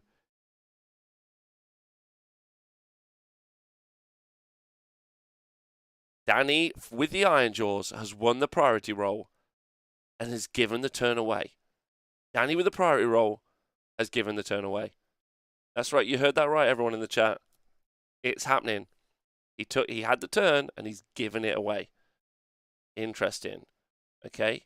So Iron Suns with the turn. Iron Sun's not with the turn. Hammers of Sigmar, Stormcast with the turn, and they've taken it. They've given it away. Interesting. Yeah, everyone. It's always one of those interesting things, right? When you look at a board state and you're like, very interesting. Why? Don't forget there's a Celestant Prime coming down, so he has to be conscious of that. He doesn't necessarily want that Celestant Prime to do any damage. Okay, everyone, I'm pretty confused. Everyone in the chat, interesting. Okay, I like to know what you're doing here. Let's go over to Liara. Liara, how do you feel about this? I think he has an idea here, definitely, because he has locked Fulminator up there. He's still keeping his buff for the damage. They can't do a lot of. Well, I think the main thing is he doesn't want to just draft the Marcus attack. He still has the middle ground, and he can just pull that and bang on different time when one has to. So it might actually pay out. It might pay off. Yeah, I agree. I agree. It could well pay off. Everyone in the chat, so it could be very close. I'm interested to say. So what Liara is saying there is this: the unit of Gorgrunters in the left is obviously tying up this unit, and so they're not going to be able to move out of where they are. The only real threat that's currently being posed is this unit here of long strikes, and he does have Thunderbolt volley, so they could shoot twice into the Maw Crusher that you could see here. And so that Maw Crusher could be in some trouble with the Prime on the way. That Maw Crusher would have really struggled to have gotten out of combat and is outside of range to bring any Mighty Destroyers to effect from this left-hand side. We're sorry about the internet. I know it looks a bit ropey on the screen. It has been pretty clear, but like we'll try and. There's not really much we can do, but I think you can see it okay enough. So yeah, like it's locked. What's been chosen as the battle tactic? Apologies. Oh, against the odds has been chosen as a battle tactic. And if you look, the board states are obviously very good for Ironjaws, right? Is Listbot taking a tenner? Don't think so. Maybe. Danger is the Fulminators kill the pigs, apparently. The Prime comes in, locks the Crusher, and then screens out the other pigs. I mean, he could very comfortably lose the Crusher in the middle now, right? The Crusher could go down from the long strikes. The Prime can come in. Okay, so the long strikes are shooting into the Gore Grunters instead. Long strikes, it seems, are shooting into the Gore Grunters. They are not shooting into the pig, which is odd because maybe he's trying to free him out before the movement phase. I think that's what we're going to see. Maybe kill enough, but there's a lot of wounds in there. There's 15 wounds. I think it's very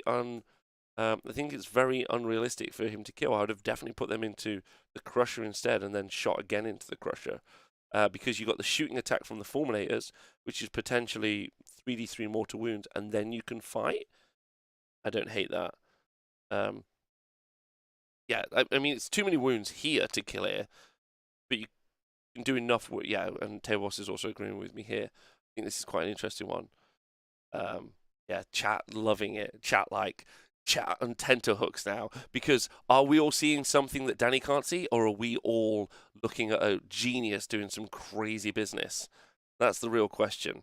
What does everyone think? Are we seeing something pretty wild? Like, I'm enjoying it. Let me tell you that. Also, while we're on it, I think we have. So this is not only are we covering an event here in,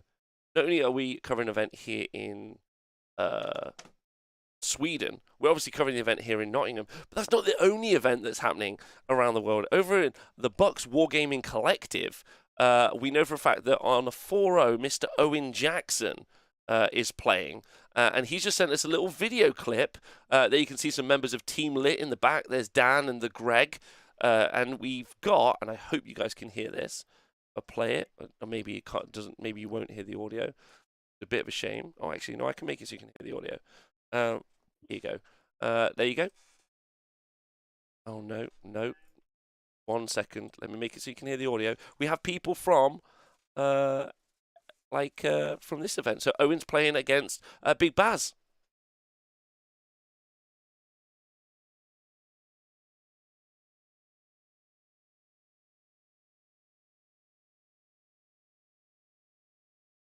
Pretty exciting. Thanks, Owen. So there you go. So Owen is playing somewhere in the world right now with his army, which is fun. So he's playing at the Bucks Wargaming Collective, right? So there we go. So he's playing Baz, which is cool. From Team, and there's loads of members of Team Lit. Baz is from the Warrior Lodge team. So we do have a bunch of teams who are taking kind of inspiration from the Americans, and specifically Team Lit, one of them like young up and coming teams. They just signed a. You did hear the audio in the end, right? I'm pretty certain. We got Team Lit with the big young signing of Freddie Leggett. I heard recently, so that's going to be pretty devastating.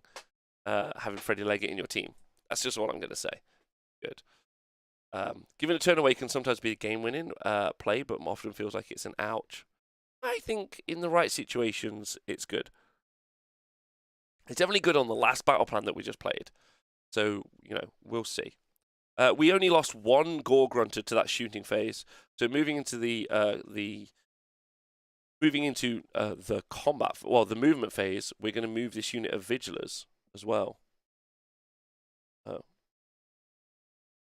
After this, is there going to be live coverage from the arena, or are we going to have actual game footage from Kansas? So I've actually asked a couple of people from Kansas if they would stream in some stuff. But obviously, because it's a Games Workshop event, we don't have a relationship with them to send us the video feed. Otherwise, we would. The plan is to try and get as many events to send us video feeds and footage and stuff every Sunday, and we just hang out as a little team party. We talk about Age of Sigmar, we talk about what we think the new meta lists are, we talk about the whole thing. Hopefully you guys are enjoying it. This is the first one. This was a test this weekend. I want to see how I feel about it as well. And I'm personally really enjoying it. And then I'd like to ask the people who are watching and see what they think, what I can do better, what would make it more entertaining. We'll see. And it's only thanks to Eric from Sweden and lovely Liara from helping us bring all of this hot information. So thank you to them. Okay, so into the movement phase now for Iron Jaws. No, for Stormcast Eternals. Stormcast have got some real changes, real choices here. I don't know what they're going to do. The Vigilers have moved out of combat, which makes lots of sense. That's what I would have done.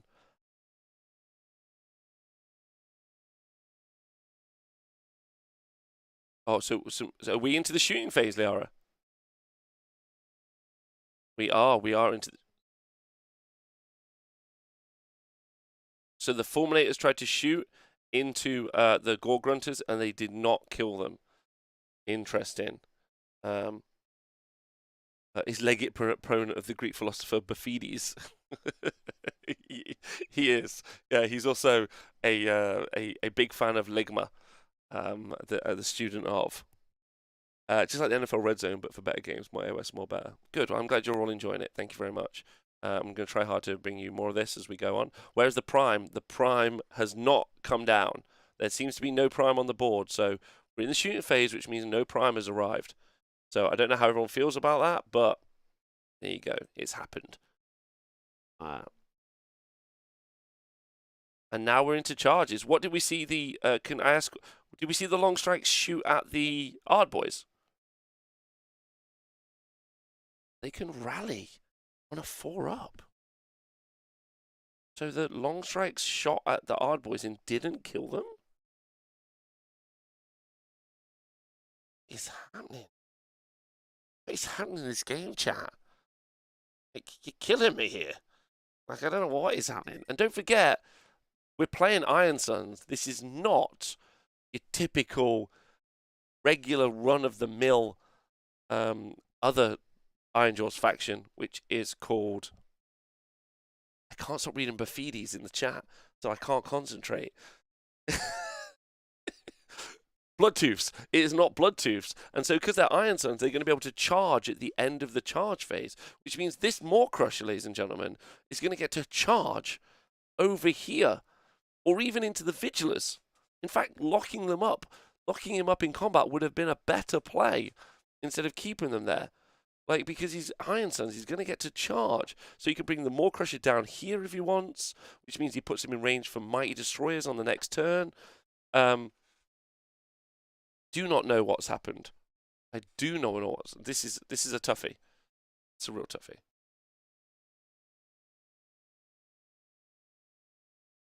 A 9-inch charge. Danny's loving that. Maybe that's why he gave the turn away. He's like, I'm going to get to charge in anyway. But then he could have taken two rounds of shooting.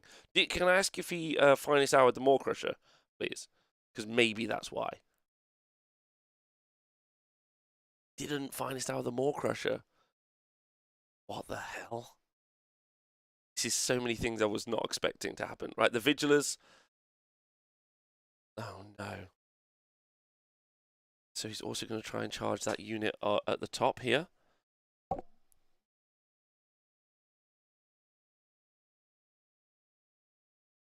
Okay.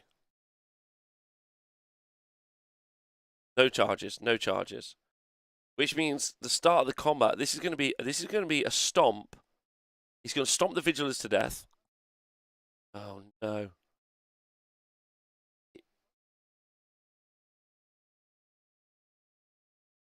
There's a 1 on the stomp. Oh my god, what an escape! Because he was going to stomp them, wipe them out, pile in 3 inches here, and then kill kill one of those 2 units of Liberators. What a dodge for Alexis there. He should have kept the Vigilators in combat anyway, but now he can probably still pile in the Maw Crusher unless Alexis is smart, brings this unit up. I think he probably can always pile. No, he might not be able to pile in. Yeah. Yeah. Being Iron Sons, according to... Okay. Okay, yeah. So he can still pile in around the split attacks. That's what I mean, yeah.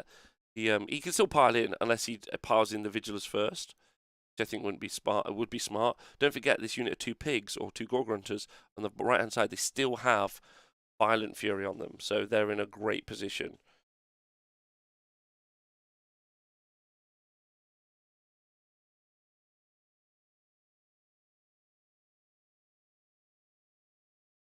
We've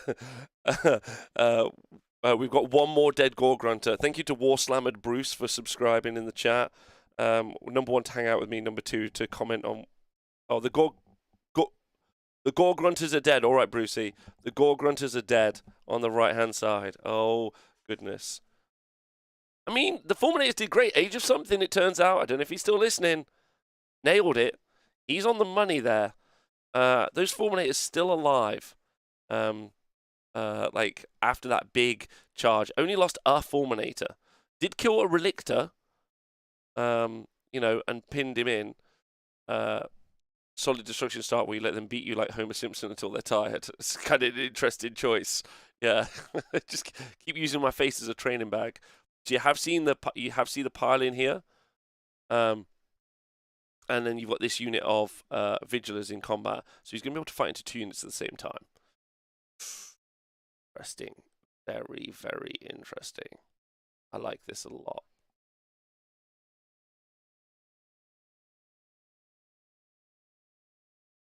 That's the World Championship winning boxing strat. It is. Get hit so much the other person gets tired. There we go. And now we're seeing the Maw Crusher pile in. So the Maw Crusher's attacks are going in here.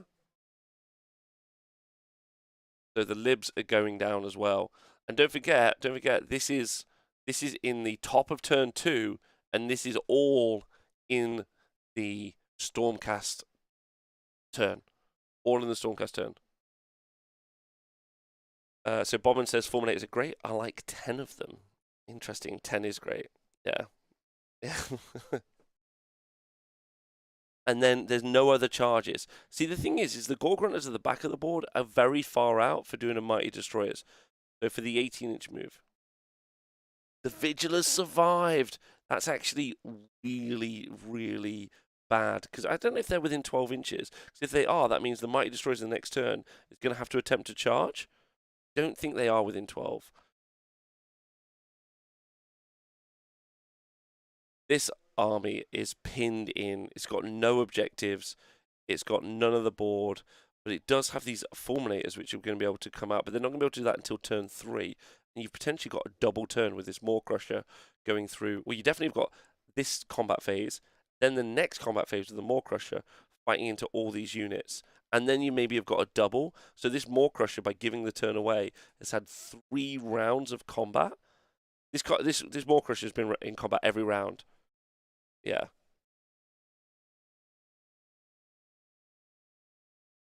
Okay, there we go, yeah. Very close. Yes. Only 1 Liberator killed. What? The Maw Crusher has whiffed amazingly badly. The Maw Crusher has done nothing. Oh my god, ladies and gentlemen. You can set the game up as good as you like, but when you get no opportunity, right? Like, what the hell is happening? This is crazy stuff. My heart skipped when he started piling away from the pigs. I like how tensely everyone is watching the screen. This is so funny. Oh dear, lots of ones being rolled here.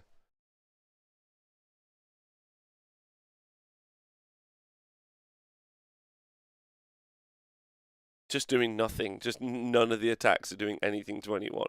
We did lose the 6 Gore Grunters though. So that has happened this turn. These Gore Grunters aren't going to be able to come into effect in this game at all.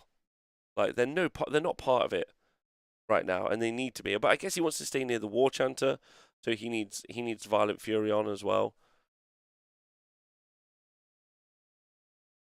The pigs can move 18, right? I think if they move, I think they're outside of. He piled in away from. Oh, you mean when he piled in away from these pigs?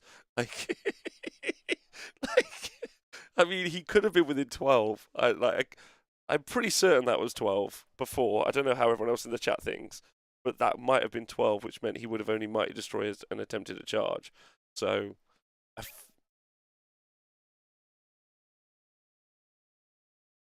they're both laughing about how poor their dice are. The chat are laughing about something completely different. Like, so we need to do that. Not 12 inches now. Well, it was, I think he was measuring. Okay.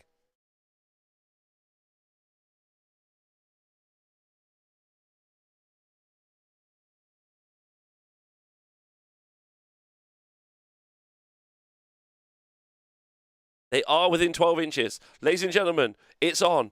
These Vigilers, because they didn't die to a Maw Crusher, 500 points or whatever it costs, yeah? The absolute failure, yeah? I know earlier on we were calling him a big beat stick, but he has lumbered his big chunky butt up the board, and it has done nothing. Yeah, he is an absolute golem of uselessness, and he is within 12 inches. He's within 12 inches right here of those pigs.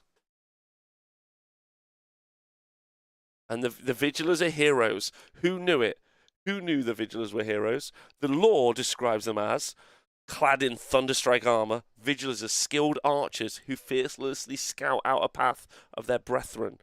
Right? So, scout archers were able to hold off a Maw Crusher in combat to defend the rest of the lines. Ladies and gentlemen, new heroes of the Mortal Realms.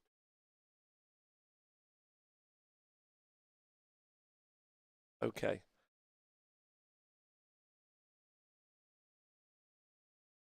So now. Okay, yeah, inspiring presence. Now we might see the same trick done again, right? We might see a mighty hand of Gork for a teleport, and mighty destroyers as well, and then get a charge for some movement. There is the option for some big movement. The prime is still off the board. The prime has to come down next round. Yeah.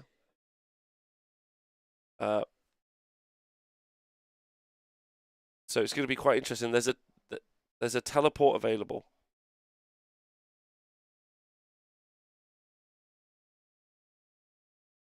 Oh, so the teleport's on the Maw Crusher. Interesting. Okay, so teleport's on the Maw Crusher, so probably not. Right. He could teleport himself away and then use his command ability. But they're within 12. These pigs are within 12. We discussed this. This isn't going to happen, chat. This isn't going to happen.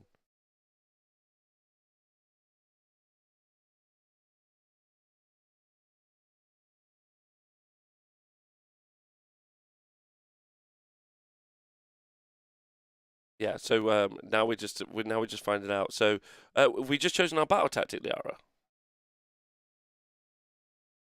This one's mine. Okay, so we've chosen this one's mine. There you can see. So pick one enemy on the battlefield. This tactic, if that unit is destroyed, it's turned by attack made by your general.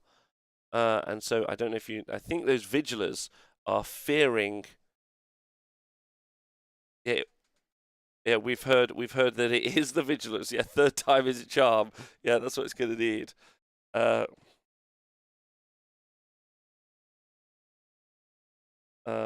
Yeah, so third time a charm here.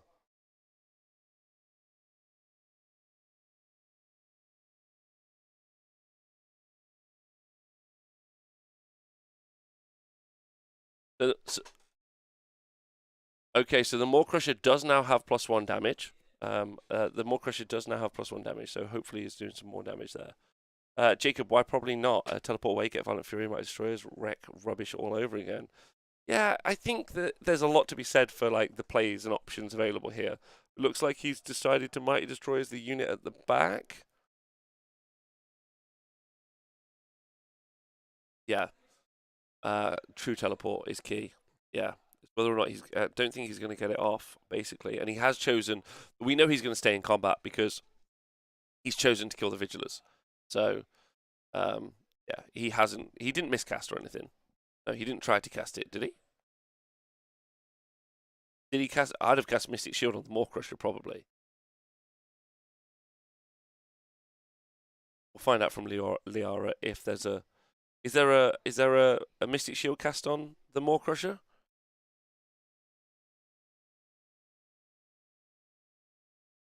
We're waiting for the cast. Here we go. So it was Mighty Destroyers first.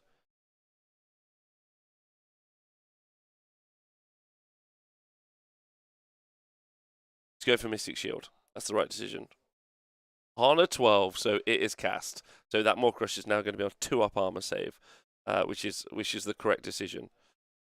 Not that I mean those Fulminators will do some amazing damage if it does get in, but that means that they need to win the priority next, and that's a big ask. I think that's a big ask. So he's done Finest Hour. He saved Finest Hour. Yeah, he saved it for another turn. Yeah, that makes sense. Yeah, that's true. So Finest Hour hasn't been used yet, so that's a good point. So if the priority is won by Stormcast the next turn, he's going to be able to Finest Hour on top of also obviously that Mystic Shield and all that defense. So he can ignore all of the Fulminator Rend and be on a 2-up save. So, like, I'm going to say that's pretty good. Leo the Maw Crusher has taken, I don't know, 2 or 3 wounds? Not many. 3 wounds. He's taken 3 wounds. So, with the Mystic Shield off, I reckon he probably survives. Yeah, like, he could definitely be on a 2. He definitely can be on a 2+ against the Fulminators. Yeah, Age of Stackmar. Like, that's what it is. And here we can see the Gorgrunters moving across now. So this is just going to be their movement phase move. So they're going to go for a big charge in, I think. Maybe not into those. Can't charge the Vigilers, though, because then the Vigilers will take impact hits from the Gorgrunter, and then the Gorgrunter, like, then he won't have achieved his battle tactic. So maybe he should have chosen one of the unit Liberators, maybe, instead of the Vigilers, because he obviously wants to get that charge there. Doesn't. That's the easiest charge for him to get. I mean, I don't know why you would charge all of those pigs just to kill 2 Vigilers, but, you know, there isn't going to be much left for the Stormcast army after this. There's a Prime off the board. There's 1 and then 2 Fulminators. There's 3 Long Strikes, and then these Libs. He really needs to, like, whittle down the Ironjaw's army quickly. He's got the potential to do so. It's been a bit of the theme of the day, actually. It's just watching, like, our combat armies just smash into each other, and then everything just fall apart very, very quickly. But not over yet. It's not over yet, chat. Anything could happen. Like, keep me updated. What do you think? Who do you think's going to win? And also, what armies you're playing? What's going on? How do you feel about new books? Let's talk about Sigmar. I don't know if you know this, but I'm a pretty big fan. I'm ready to talk about it at any moment. Okay, the other unit of Gore Grunters have moved up. Okay.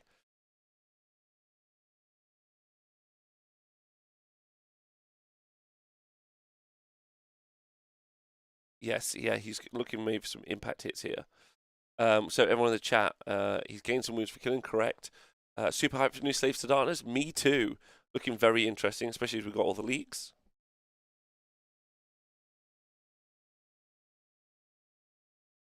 Then we've got Terry. It says he's preparing Soul Blight for Sheffield Slaughter. All Blood Knights, no Gallivets. Ignore the meta. Isn't it next year though? So here's a topic: why the Bone Splitters hate in Battle Scroll. Because they were doing too good. They were doing too good, and they didn't want Bone Splitters to be good anyway. So they accidentally, because they just copy and pasted the rules from the last one, they didn't really know what was going on, and so they were like very confused when people started winning with them, and so they nerfed it because they were like, we were trying to quietly squat them to stop it. That's what they were saying. Okay, here you go. So he can't charge. Can't charge. Like, it can't be what he does.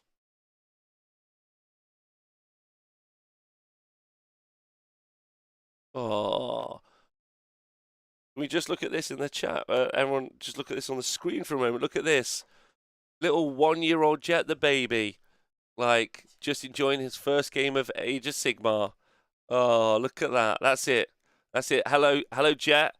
I don't know if you can hear me, Jet, but hello. Thanks for tuning in. Love that.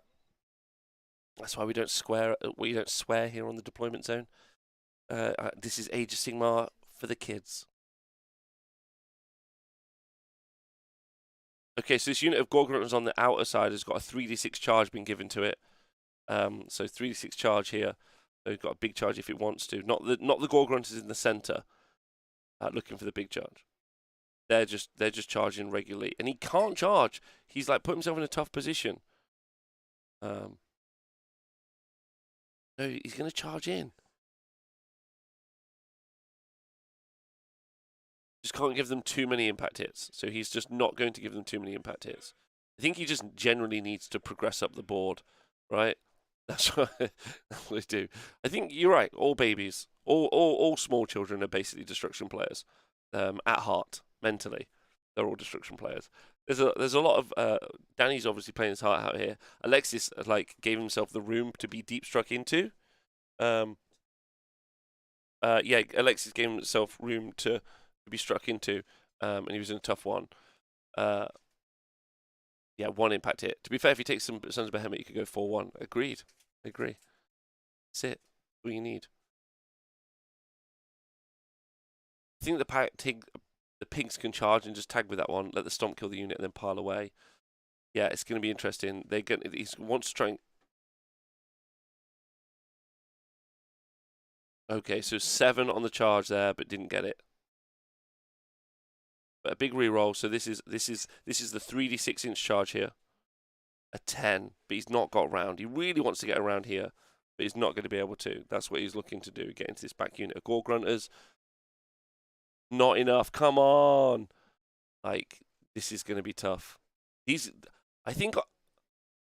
Honestly, I think on the snapback, we're going to get some big counter charges here.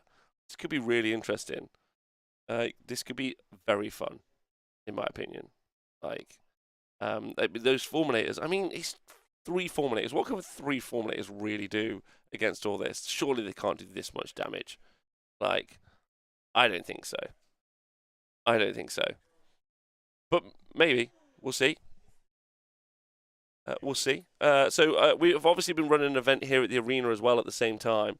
And I'm just joined in the booth by Mr. Matt Goldsborough. Hello, Matt. How are you? Hello. I'm good. I'm good, thank you very much. I know you woke up early this morning. You saw a bit of round 4. The mighty tech list eye. Not so mighty. Not so mighty now.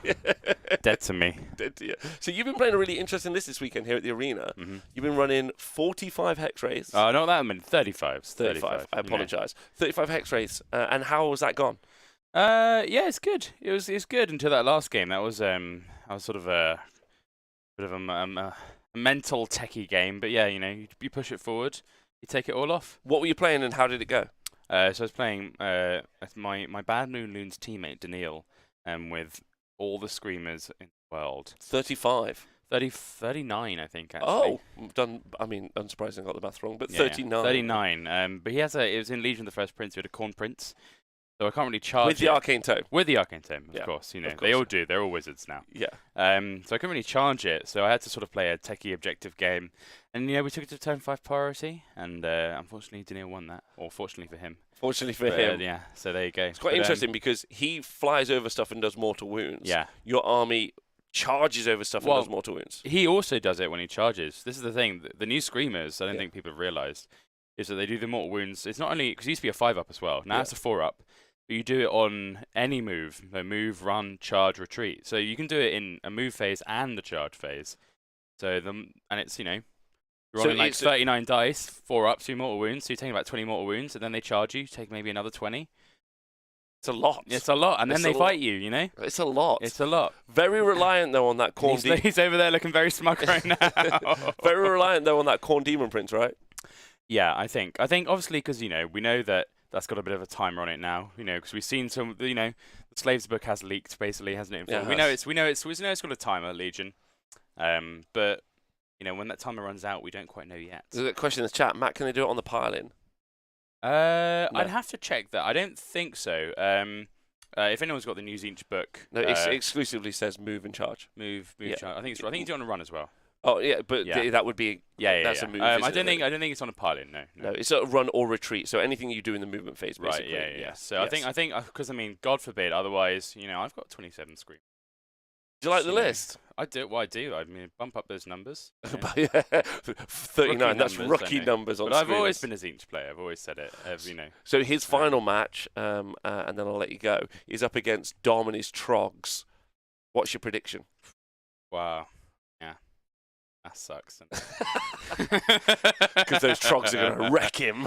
Yeah, but do you know if there's one thing that Trogs are really good at? It's being able to charge Corn Demon Princes. That's what they're famously good at. Famously good for. Famously well, good. he does have a better ward save. However, he's got a worse save, so I think it probably averages out. He also has the Skitterstrand of Ragnarok. And let's not forget that +1 save from the moon, right? Yes. It's going to go very far. It's going to go really It's gonna far. go really far against the small wounds. Right. Well, yeah. thanks, Matt. I appreciate you. I'm No looking at a worries. game where some Iron Jaws are playing some Stormcast, and we've just had our Stomp kill our Vigilers. A unit of Vigilers here were holding up a my unit of God. pigs, I thought, but as you can see, it's been pretty devastating. We got a unit of 6 pigs teleported at the back have they just been outside of 12. lifted? Oh yes, the Liberators.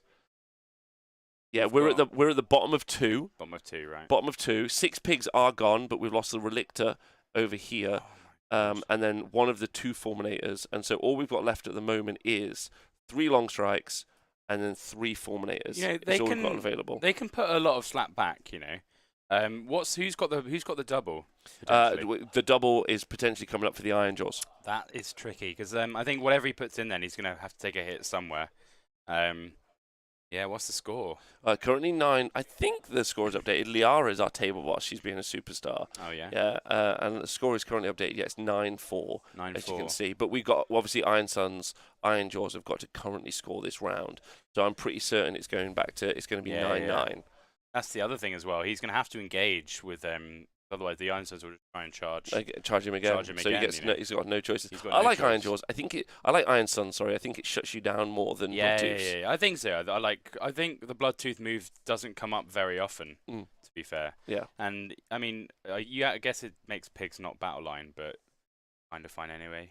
Want them bounty hunters. Our boys are quite interesting. Yeah. And our boys can run around. Oh, so doing there we go. things. Our unit of libs gone, and then we've lost our vigilators. Well, Matt, I'm gonna let you go. Thank you very much. No worries. Any thanks for words of having advice to everyone listening who wants to play competitive Warhammer? me. Oh God. Just rock yourself to sleep at night and cry. Yeah, that would be my advice. Forget everyone that has ever loved you. Cut them out your lives.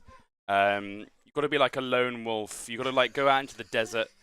You've got to survive off like grains of sand, and then eventually you'll reach sort of like a liminal space where like you can see the sixes in your head, and then you can like channel it through your hands, and if you just like shake the wrist enough, you're like wah, and then that's how you do it. Thank you, Matt. Thank No you. worries. Thank you, No everyone. worries. Matt Take from Team Wales. See you soon. Goodbye. Thank you. Okay, so yeah, that was Matt. I appreciate him giving us some insights there about what it's like. Will the Screamers beat the Trogs in our final round here at the TSN Arena? Find out in but a few hours. Basically, is what you're doing. But we still got this match, Liara. Thanks. I hope you're still doing okay over there, our table boss. I think that's the end of turn 2 into the priority role. Oh my goodness, it's a priority roll, ladies and gentlemen in the chat. A 1-1, which means Stormcast get it. Both rolled a 1. Stormcast, ladies and gentlemen, have won the turn. Are they going to take it? Obviously, that's a ridiculous question. They have taken it. They've already used their shoot twice. This unit of long strikes right here, they've already shot twice. And so he's only going to have the 1 turn of shoot. He's got a Fulminator, a unit of 2 Fulminators, and a unit of long strikes. right? I think this is going to be a uphill battle to be the winner of Lord of the Mounds 6 over in Uppsala in Sweden. Not the only Age of Sigmar event this weekend, as I talked about. Got an event here in the arena. We got another event happening further down south in England, which Owen's currently 4-0 at. We've got events happening over in the USA later on. Oh, okay. So we've failed a rally. Obviously, we tried to do a rally on the Fulminators, and kill the Maw Crusher and then shake hands. It'll be all over if you kill the Maw Crusher. Unfortunately, the pigs will also get to countercharge, as Jacob pointed out in the chat. So even if the Fulminators go in, after that, these 2 units of 6 pigs are going to get to countercharge in because the Maw Crusher wouldn't be dead at that point, which means the 3 Fulminators have to survive 12 pigs and a Maw Crusher in combat. Ladies and gentlemen, the Chosen of Sigmar, selected souls at the moment of death, so heroic that they were called upon by a god to battle against the forces of evil for all eternity, versus some really angry, horny green fellas. That's what they are. They're so angry. They're horny. There's no other description. They've got an absolute roid on. They are so excited. Yeah, that's what they love fighting. Love it. Yeah, spicy frat boys versus the vegan incarnate. That's what they are. Who's gonna win? Who's your money on, chat? Who are you rating? This is a toughie. This is a toughie. In fact, actually, I'm going to go over to Liara. Liara, what do you think? Who are you rooting for? Well, this looks like an uphill battle, as you were saying. The Fulminators have proven themselves to be capable so far, but maybe with a bit of help from a flying friend of theirs, they could turn it around. We'll just have to wait and see here. Liara with never count your chickens until they're in the roost laying your eggs, which you're selling at the market for a good markup so that you can make sure you invest in a smart future for you and your family. That's what she's doing right now. She's concentrating. Yeah, there is. Oh, sorry, say that again? An eye for an eye, the battle tactic, right? Eye for a tactic. Eye for an eye, that's the battle tactic, which is kill a unit with your Mystic Shield was unbound. Okay. Don't think you put the Fulminators into the Maw Crusher, put as many mortals into it and kill the pigs around, maybe. Prime with 7 attacks into it. Oh yeah, don't forget we got the Prime. Ladies and gentlemen. The Prime is going to be down. He's got the Hammer of Sigmar himself, Galmaraz, which was once lost when Sigmar threw it at Kairos. Kairos then opened a portal into the realm of metal. It travelled through like Thor's hammer.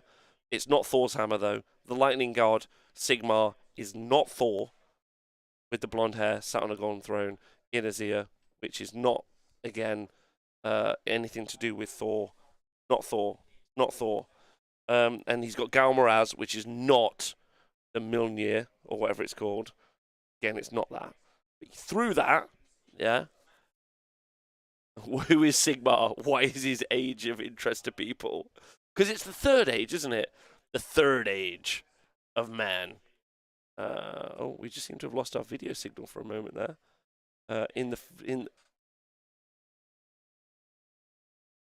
Oh, okay.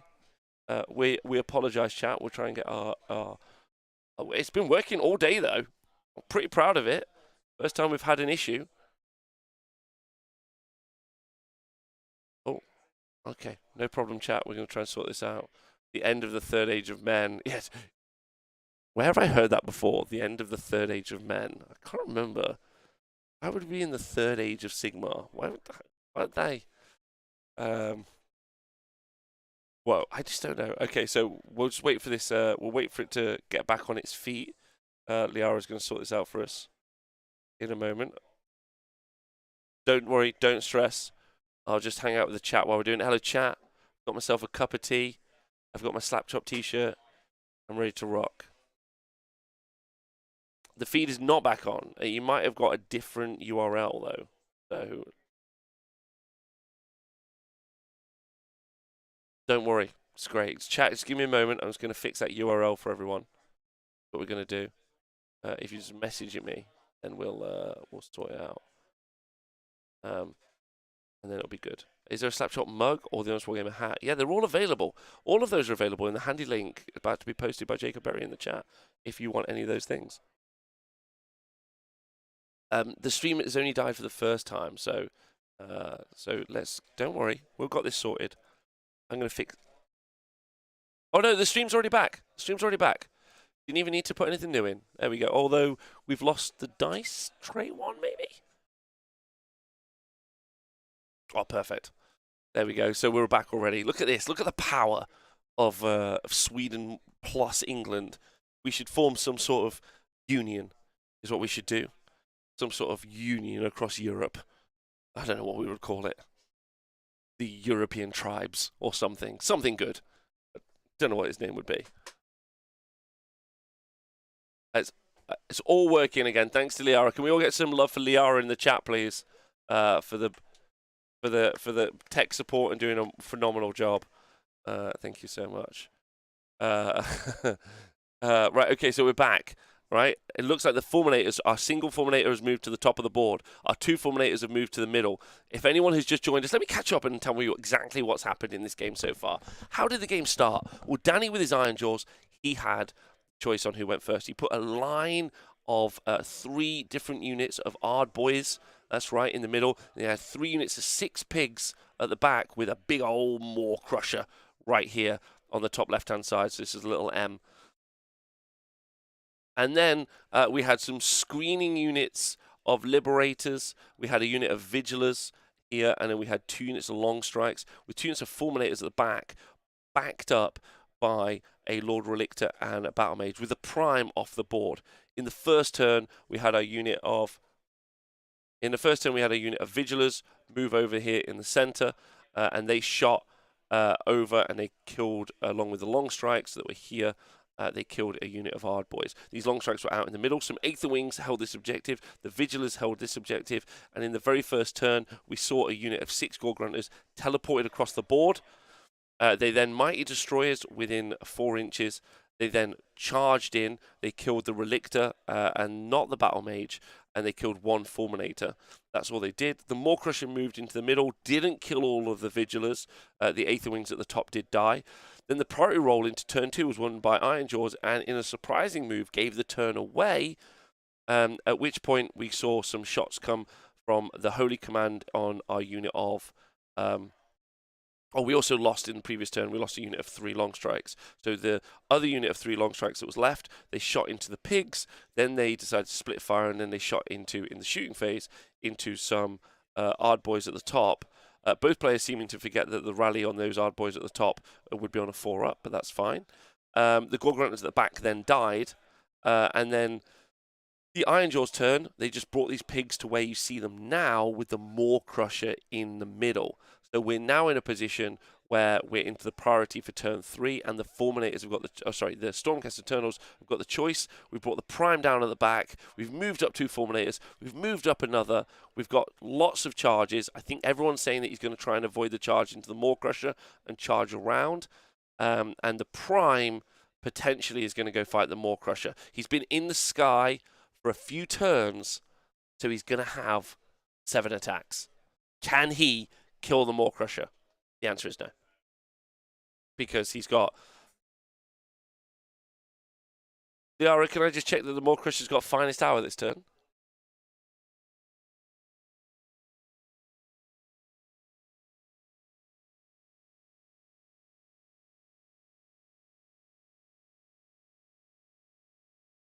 The Finest Hour was used.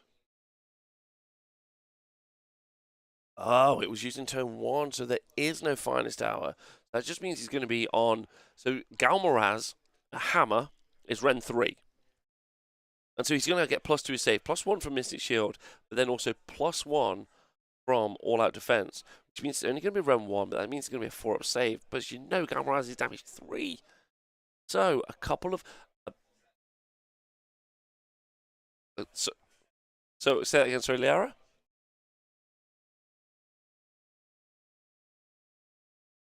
Oh, okay, so only one of the Fulminator Breaths has got through to do D3 Mortal Wounds here. Very interesting. Not quite enough. And while this game is going on, we're setting up for our final round over on table 1 here in the TSN Arena for Trogs versus 39 Screamers of Zinch. What a nonsense game. Okay, so we've got 9 wounds on the Maw Crusher right now. 9 wounds. So he's nearly dead. But he's gained 3. Technically, he's only taken 6. So he's got 10 wounds left. 12 wounds left at the minute. 12 wounds on the Maw Crusher. But we do have... So that was the shooting from the long strikes, Liara. Is that right?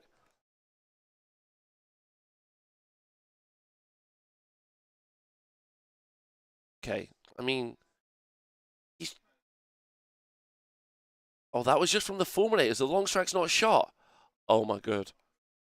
Oh, God. The Fulminators might kill the Maw Crusher if he hasn't shot already. Ladies and gentlemen. Like, absolutely anything could happen. Yeah, like... Oh... The long strikes is shooting. He's considering the no all-out attack. Long strikes looking for mortal wounds on 6s to hit. Didn't get any so far.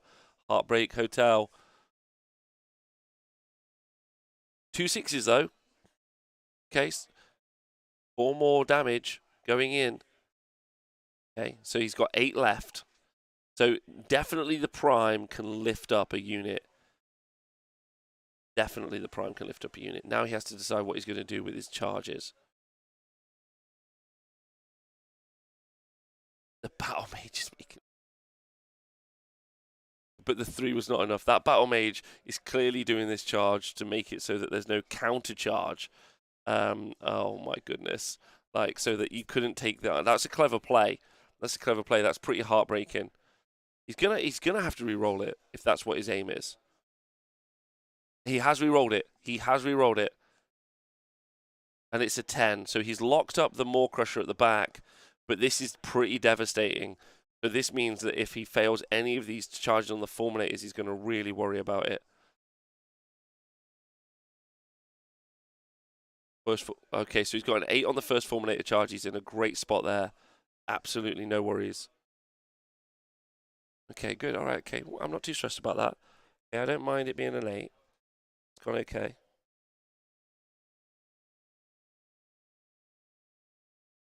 Yes, that's just the single one. He really wants the 2 to activate to fight in because that's going to be so much output all at the same time. Yeah, he has also. That's a good point. It's a good shot there, a Reaper. He has used that single Battle Mage to also lock in that unit. So if you're within 3 inches, then you're going to be in combat, and because they're within 3 inches right here, that means that unit of Gore Grunters isn't going to be able to declare a multi-charge.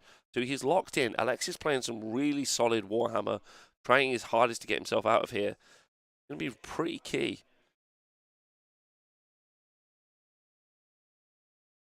Okay, so the other Fulminator's rolled an 8, so he's going to be very happy about that. So not upset with that really at all. And then I'm sure he's going to be looking for... He's going to just auto-charge with the Prime. There you go. Didn't go into the Crusher. Not what I was expecting. That's very interesting. I thought he would go into the Crusher. Obviously, the more Crushers... pardon me? The Battle Mage. The Battle Mage is bait. But the Battle Mage...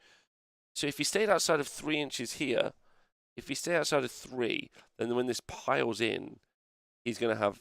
No, he's... Because if he stomps the Battle Mage, he won't be within 3 to pile in. Interesting. So maybe he won't stomp the Battle Mage.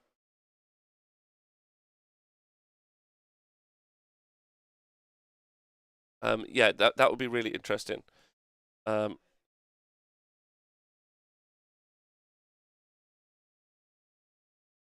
he's not within 3. He's not within 3 with the Maw Crusher and the because then he won't be locked in combat, so he won't be able to pile in.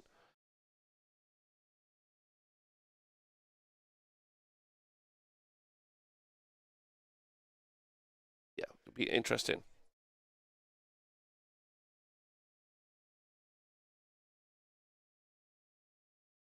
Oh yeah, because you get to. Oh, so you get to move d6 after you stomp something, don't you? And he rolled a 5. Can't he stomp the battle mage and counter charge? No, because the stomp happens at the beginning of the combat phase, which is after the end of the charge phase. But when you stomp, you do also get to move 5 inches. I completely forgot. Oh no. This is not what I was expecting. Oh no. 5 inches. Oh no. Chat. So this is destructive bulk. This is the ability that I'm talking about, which is when you do a stomp, which does happen on a 2-up, you get to add that to your to what you would normally get. So it's D3 for a stomp plus destructive bulk. But then he's moved. He's moved after. Oh my goodness, I forgot he did that. Huge. Oh my no. No. This is massive because he's basically got an 8-inch movement. An 8-inch movement. An 8-inch movement. This is oh no. And then, and then he stopped the Raptors.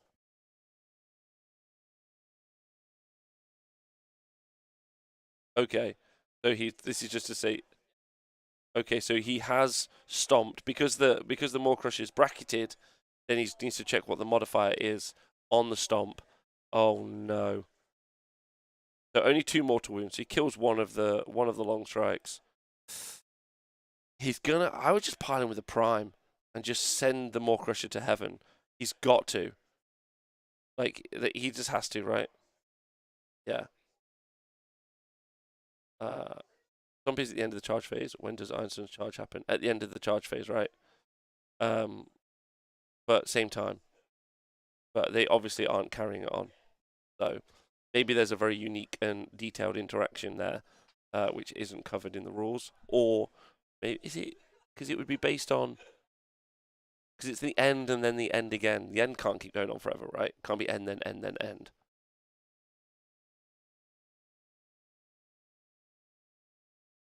Yeah, so everything that happens at the end happens at the end, regardless of sequence. There we go, because we're done at that point. Interesting interaction though. Real fun for like the tech nerds out there in the world. Real interesting. I love games like that. There was always interesting rules interactions. Okay, so combats. What would you pile in with first? Yes, gotta be. Come on, you've got to save. Yeah. Is he going to split the attacks? So this is the Celestin Prime with Galmaraz. He should have, I think, 7 attacks here. And then it's 3s and 2s. Ren 3, damage 3. And it's 5. 5 saves on the Maw Crusher. Like, he's done quite well on the saves. 9 damage on the Maw Crusher. He's dead. He's dead on the wound. Dead on the single wound. Oh no. Danny looks heartbroken by that.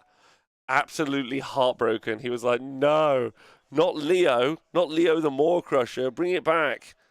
That's what I want. And so now we've got the so I mean that's okay. And now we've got the Gore Grunters going in. So those Gore Grunters. Don't forget the Iron Jaws get a turn next, no matter what happens. So the Maw Crusher is not using either the Armor of the Gork or Destroyer Axe. In fact, if you're looking at the list, the Maw Crusher has got the Arcane Tome, and his command trait is the Master of Magic. He obviously has got the Boss Chopper and Riptooth Fist. I've never seen that not taken on a Maw Crusher, of course, 'cause it gives you a 3-up save characteristic. Right, yeah, so an Arcane Tomb, basically, with the Master of Magic for the reroll casts. It puts him in a good position. Carnet of Cabbage, casting Mystic Shield seems legit. I agree. Well, it's good, because you Mystic Shield on the Maw Crusher is so effective. So effective, because you basically can add +2 save to 3-up armor save something. Like, that's where it gets really crazy on the maths. Is if anything starts with a 3-up save, it starts getting really wild, which is why the 4-up save is so rubbish. But Like more on that math another time. He's definitely dead now. That Crusher is no longer in existence. He's lived a life, basically. So it's going to be real interesting to see. Okay, so the Gorgrunt is now piling in, trying to get as many attacks into these Fulminators as possible.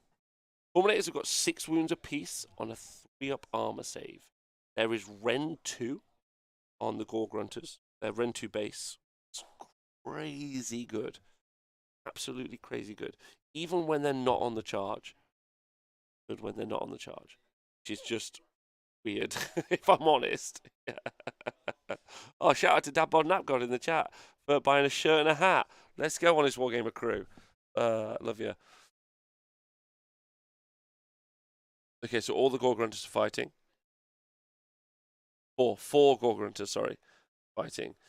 They might kill. So it's whether or not this Fulminator at the end goes. If he kills the. I mean, he can't lose any Fulminators. Basically, he needs all those Fulminators because he needs to absolutely lift these 6 pigs. What needs to happen?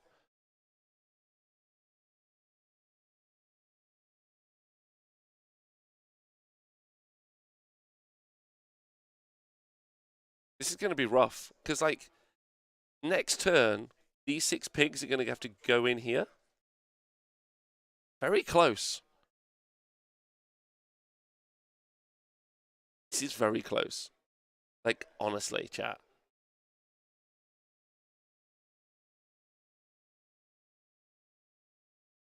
Okay, so I think we've lost a Fulminator.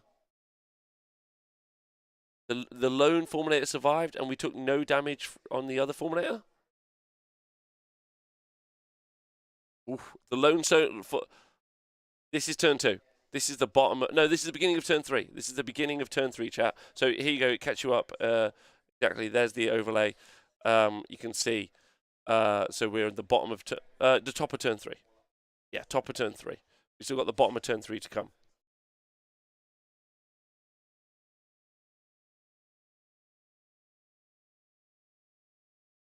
So just for everyone who's joined us live, this is the final round of the Lord of the Mounds 6 event in Uppsala, Sweden.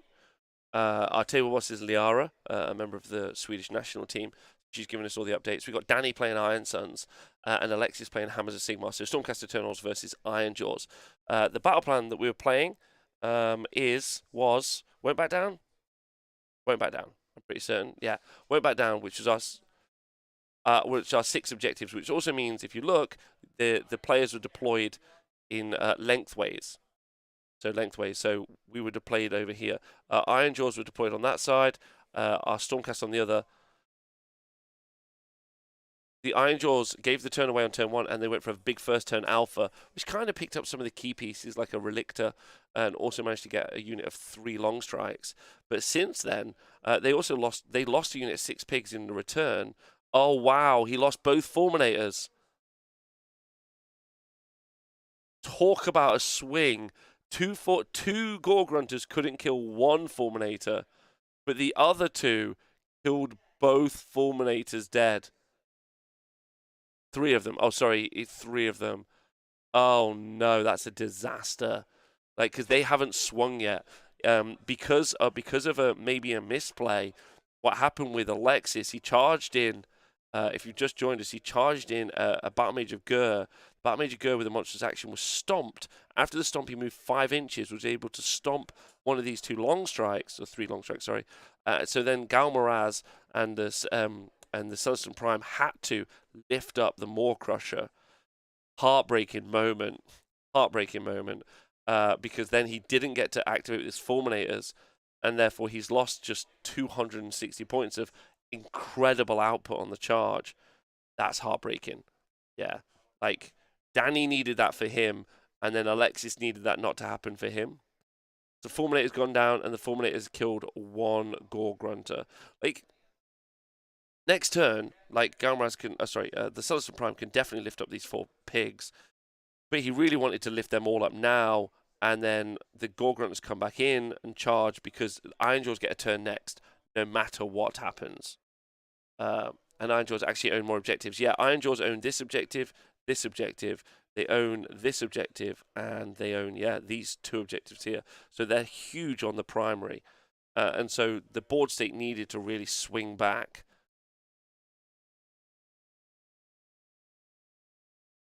Oh, so Battle Shock for the Gore Grunters. Okay, so they're fine. They survived. He was out of CP, so that could have been an issue here. And again, that meant even more if he'd have had more damage from those 2 Fulminators. Maybe he kills 2. The Battle Shock's even worse. Heartbreaking moment there for Alexis. Really sad moment for him. Danny now in his turn 3.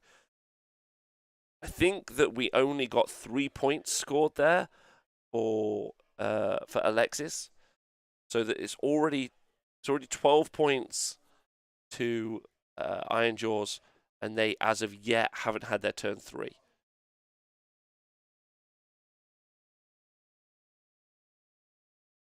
Okay, so we're gaining momentum is being talked about there. Chat, this has been a thrilling day of crazy Warhammer. I love destruction players. They are hilarious. They're doing great.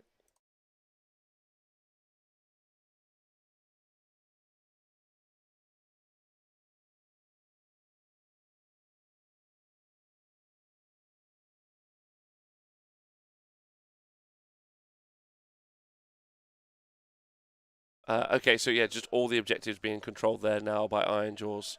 I mean, what are his options even? I mean, to be fair, I'm sure he's just finest houred the Celestin Prime. That's the right thing to do here.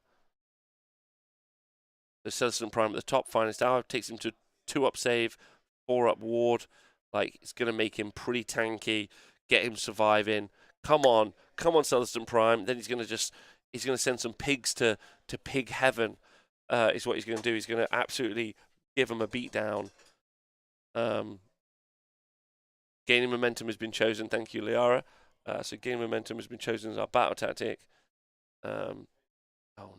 We don't forget we've got a war chanter inside this garrison. We've got ourselves some Ard boys here at the back of the board.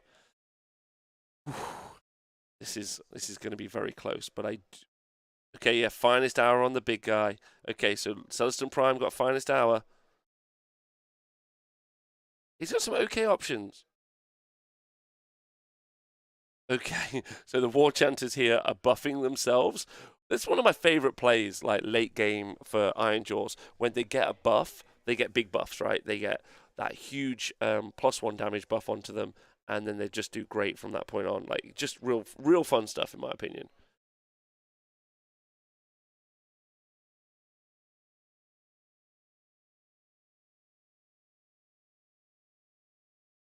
Okay, so we got a good pile in there. All right, I like that. That's fun.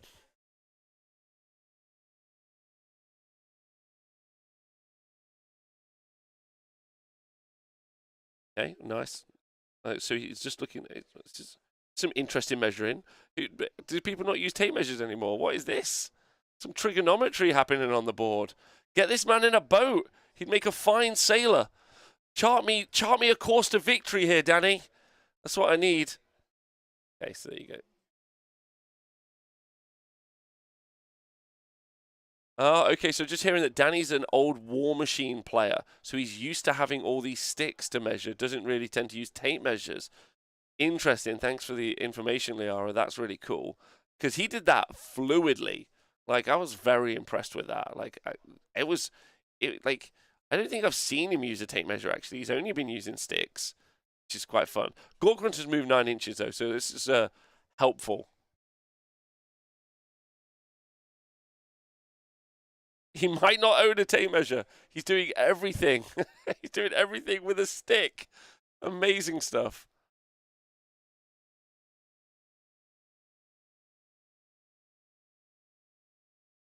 Oh, is he going to get outside of 3 of there? That's a big... I would never have moved it before I checked.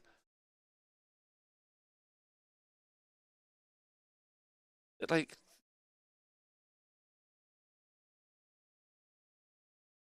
So he's just going to go backwards. Okay. All right, that's fine. So then he's got those 6 Gore Grunters at the bottom. I'm pretty certain that we're going to see those charge up here.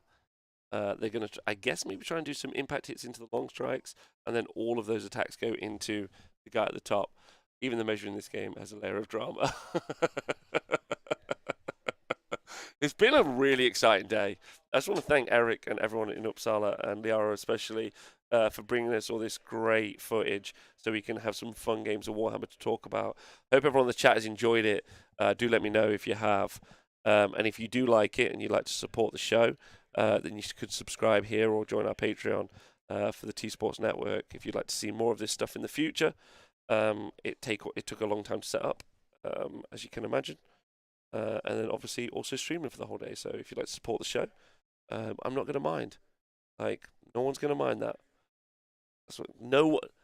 Everyone will like it.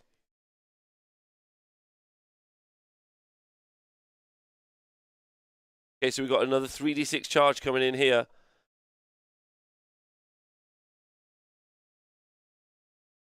It's been fun. Really distracted me from the video I'm trying to finish. Well, I'm glad you've enjoyed it. Like, hopefully more games and more stuff in the future. As we don't forget, this is something that I plan to do full time now, like every Sunday, with some exceptions. So, suggestions, things you'd like to see in the future, if you're watching, things that you think would be fun. If you'd like to set up video calls with people from events around, like, then just get in touch with us, and and we'll try and increase the technology, so the technology for the event is better and better, and so that we can do more and more of this in the future. That's the goal. One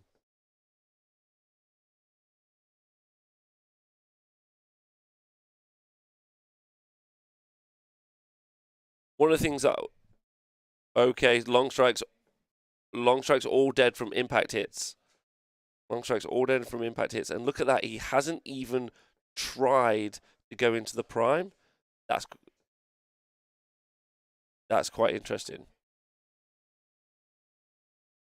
And the War Chanter at the top. Let's go. The War Chanter at the top of the board. Yeah, sometimes I'll definitely get some co-hosts in with me as well, obviously, to do some co-hosting at the same time. More of this competitive gaming, bunch of sweatlords being thorough and helping grow the community. Ooh. Ooh. I can't believe the tournament community just like hanging out with each other and talking.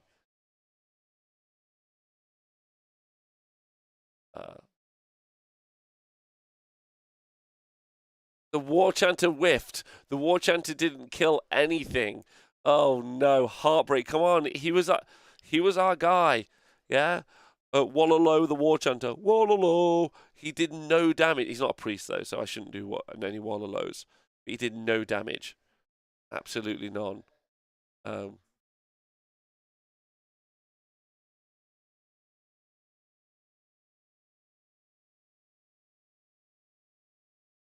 The War Chanter has a save, and he's got 6 wounds. He's very beefy. Turns out if you're a drummer, you get really decked.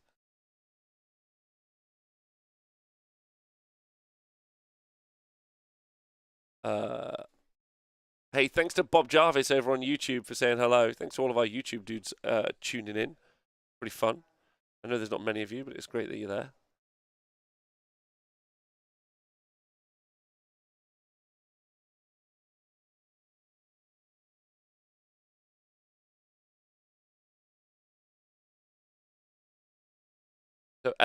So Alexis has achieved his battle tactic, which was eye for an eye. He's controlled the board, so it's going to put him on 16-9.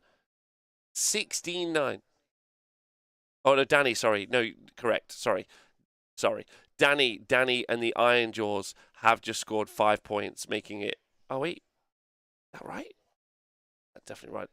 Let's keep up. Alexis on 11. Danny scored 5, putting him on 13. Thank you, chat. Thank you to Liara for keeping me on the straight and narrow. So 15, 11, 5 points. He held 1, he held 2, he held more. So 15 points on the board there versus 11. And then, ladies and gentlemen, the Iron Jaws have one priority, and Danny have one priority into turn 4. In turn 4. And then they took it. Wait, sorry, say that again, Liara? Oh no, Alexis one priority. Sorry. Stormcast one priority. Stormcast one priority, chat. Don't leave. It's not all over. Stormcast one priority. Yeah, let's go. Okay. Stormcast of one priority. There's only 2 Stormcast models left on the board. It's the Celestant Prime and one Fulminator who's fighting a War Chanter.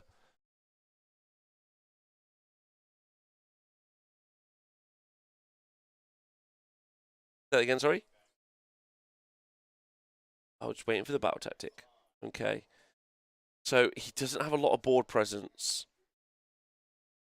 I mean, probably just put the Prime in the middle here, and just send it.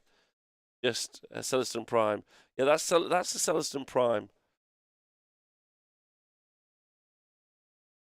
I think it's a converted Celestant Prime. It is. It has Unastra wings, so congratulations to everyone in the chat for spotting that. Well done to Napgod. We might be able to get you some shots of the board. Actually, I could call Liara if Liara fancies us doing that. We'll get you some roaming cam footage. Hold on, give me a moment. Put this out so everyone didn't go through.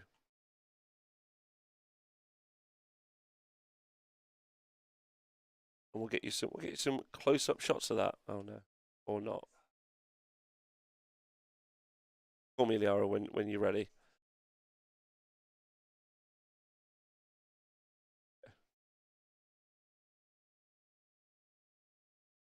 Hello, Liara. And then we'll we'll get. So there we go. So here's our roaming shot for everyone. There you go. So there's our Gore Grunters. There's our Fulminator fighting our one. There's our Unastra.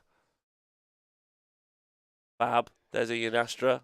There's the conversion. It's a Prime on a big hill. Okay. We love that. Oh, hell yeah. Can we get some shot of the players? Give us a wave. Give us a wave, boys. There we go. Oh, look at that. Young lads. Look at that. Hey, there we go. The boys having great fun. Great t-shirt. Great t-shirt belonging to Alexis there. That's super cool. Yeah, Bastion plus Unastra. Pretty cool. And Captain Stefan, great t-shirt. Thanks for the calling. And actually, can we get a shot of the whole hall? Is that okay, Liara? That'd be really fun to see, just so everyone can see what's going on around the room. There we go. There's Eric. Is that Eric? That is Eric, isn't it? Get a wave from Eric. Hello, Eric. There we go. So he's the TO. Great guy. Love Eric. And this is Uppsala. So this is the event. Looks like some of the games have finished. That's not Jesper, is it? Oh my God, is that Jesper? Oh, Jesper's great. Big wave to Jesper. We love Jesper. Hello. There we go. And there's everyone else at the event there. So some of the Swedish national team. And lovely venue. And looks like it's all winding down now, getting towards the end of the day. Thanks very much for that, Liara. Appreciate you. Great people. Yeah, big Nords, great people. Like Eric looks like he can handle tequila. He does. Thank you to yeah, thank you very much. So great. Back to the game, and as you can see, we'll just I've hung up there. It's fun. The plan is to try and call in as many people as possible in the future, but I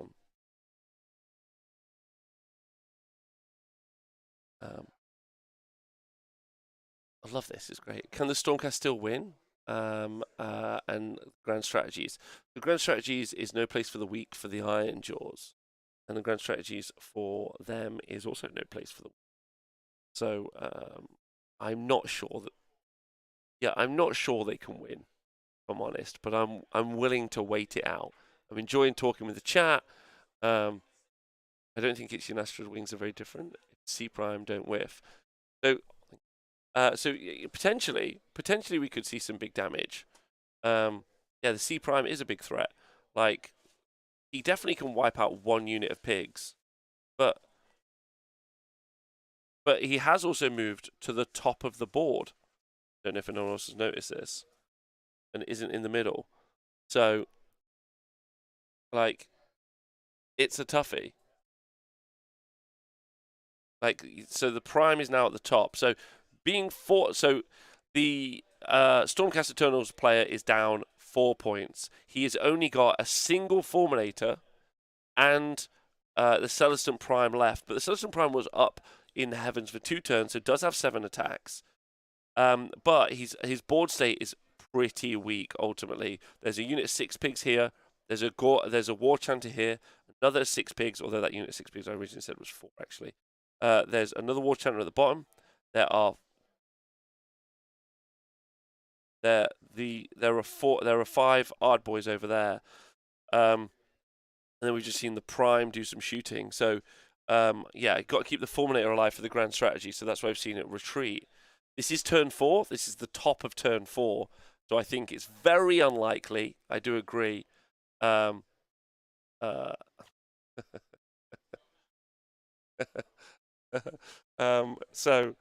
like, I think it's unlikely that they go through. But who knows? Who knows, my friends? Who can tell? I think it's probably unlikely that Stormcast win. Like, you need to kill all those battle line, and so this unit of pigs is probably going to go down now, and then this other unit of pigs doesn't really have any choices on what it does, and we get limited on battle tactics. Don't forget that there are no grand strategies or battle tactics from battle tomes. So it's really going to limit how many options that they get to choose for battle tactics. So if you can just limit it down, the measuring sticks are super useful. Okay, so this should see the unit of pigs go up. Like 18 damage into the Gore Grunters. 18, baby.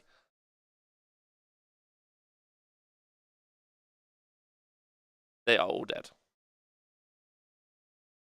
So the pigs are gone. There can't be many minutes left on this round, actually. It's got to be like pretty close to the end time-wise.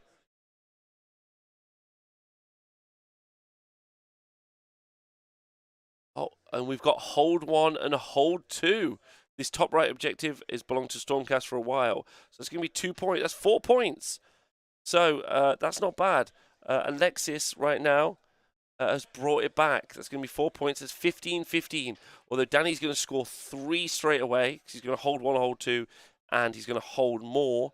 It's whether or not he's got a battle tactic. He's done gaining momentum. He's done this one's mine. He's done eye for an eye. So he's going to need to do either desecrate their lands or barge through enemy lines. And in order to get barge through enemy lines, he needs to have units on this side, which is going to be a problem.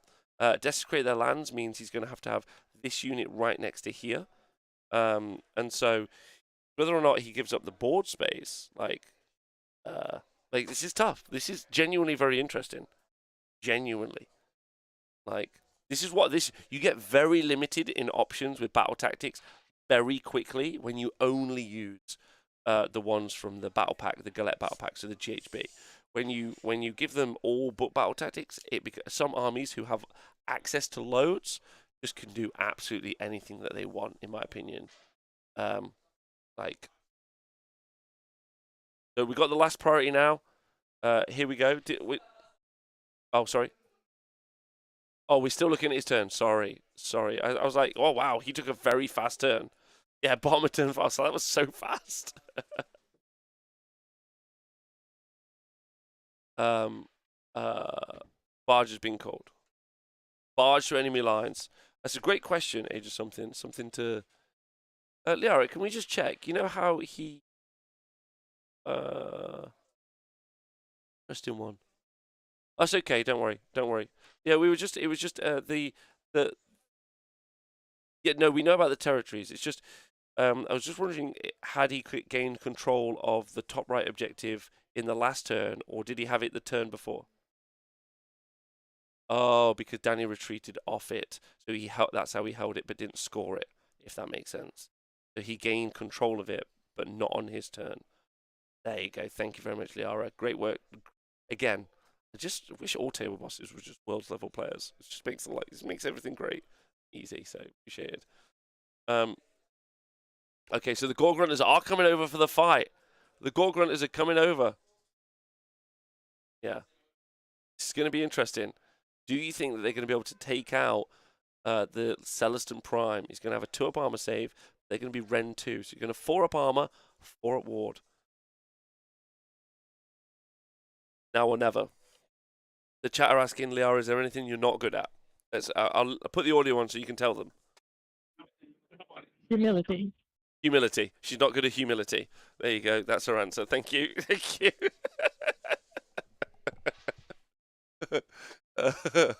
Love that. That's great. Okay, so we've got this unit of Gore Grunters moving up at the top. So they mighty destroyed to where they were, and now they're moving again in the top of the board. Okay, and just looking to take out the Fulminator, because then that's going to, yeah, everything is probably a better choice. But if the Fulminator, then it denies the grand strategy, right?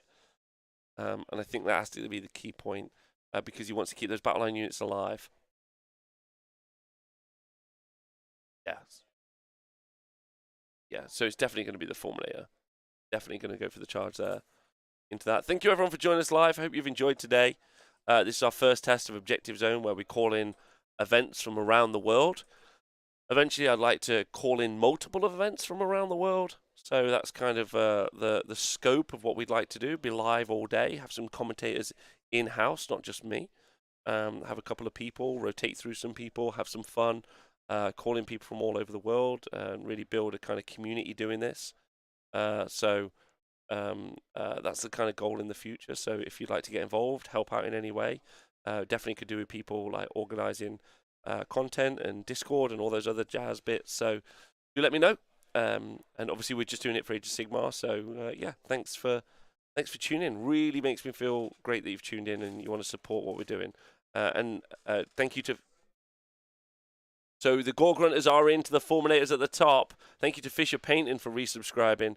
And again, a special shout out to Eric, who's been our first guinea pig for this and has helped set everything up and has been wonderful. So really, really, really supportive of them. And if you've got the opportunity to go to any events in Uppsala over in Sweden, then please do. Please do. Okay, so yeah, the pigs are in, and the pigs have not just gone. The pigs are not messing around, chat. They're going in for the Fulminator, and they're going in to... Oh no, the Fulminator died to the impact hits. I was going to say, is the Fulminator going to survive again? He survived 6 pigs in the initial run, 6 pigs in the second one, right? And then, there we go. Just gone down. Talking about events in the arena, unfortunately we won't be able to cover this match because our overlays aren't working here.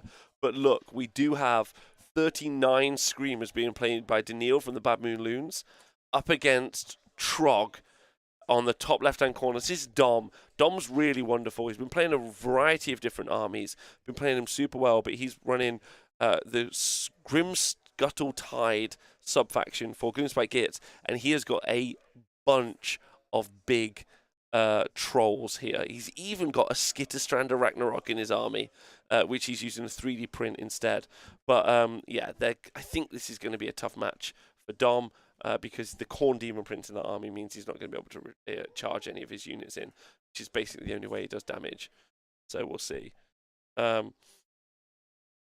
Okay. So will the Celestin Prime die? Come on, chat. Will the Celestin Prime die? Yeah.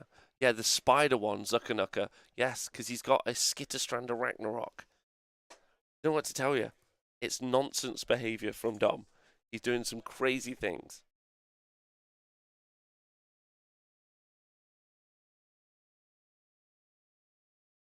Okay, here we go. Big dice rolls. Is it going to die? Is the Celestin Prime? This is pretty much going to be game over if the Prime goes down. I mean, it's... Okay, so good hit rolls we're hearing from Liara.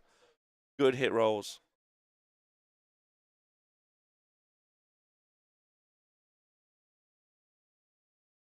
Not so much on the wounds. Okay. And he should have a 2-up armor save. I think he's not going to die.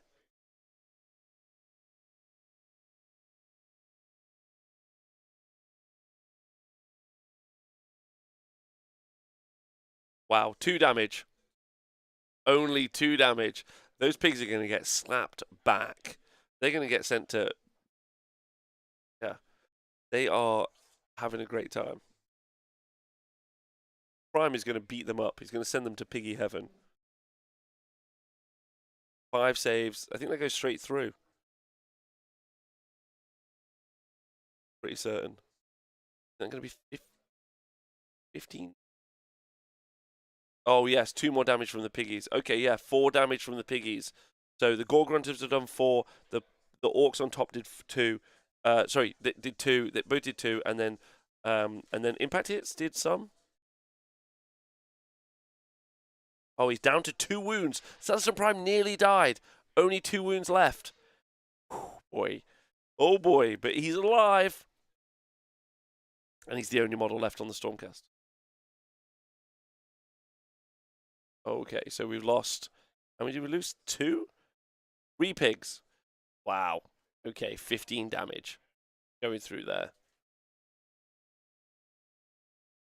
So he's spent a CP...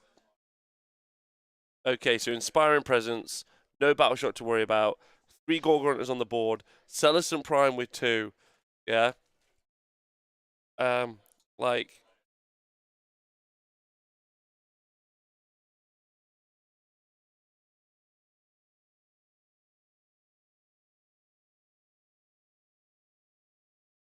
Okay, and this is just... Is this a Stormcast on in the middle bottom objective, Liara? What is it? In the middle bottom objective by the yellow stick, is that a Stormcast character or is that a War Chanter? Yeah, I thought so. I was like, oof, they're calling that wrong then. No, that's a War Chanter. Okay, good. And priority roll? Who's won the priority roll? Got the priority roll now, going into turn 5. Alexis won the priority. Let's go! Anyone rooting for the Celestin Prime, who's just on his own now on the board? I mean, he's got no chance of winning the game, but he does have a chance of just being the hero that he can be. Look, it's currently 20 points to Danny. I'm pretty certain that this puts Danny at the top of the pack of the Lord of the Mounds 6, and he's our winner for the event. Super happy for Danny. Don't call it a comeback. I know, because it wasn't.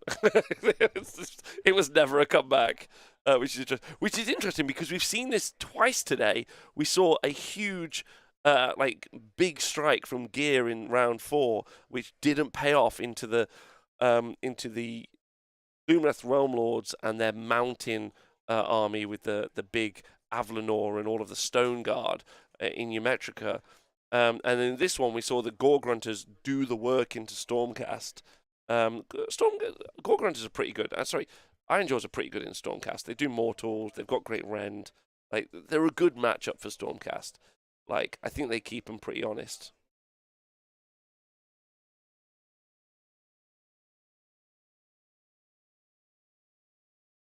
Oh, and if any fans who watched the Eumetrica match from the last round, Dennis also won his match there.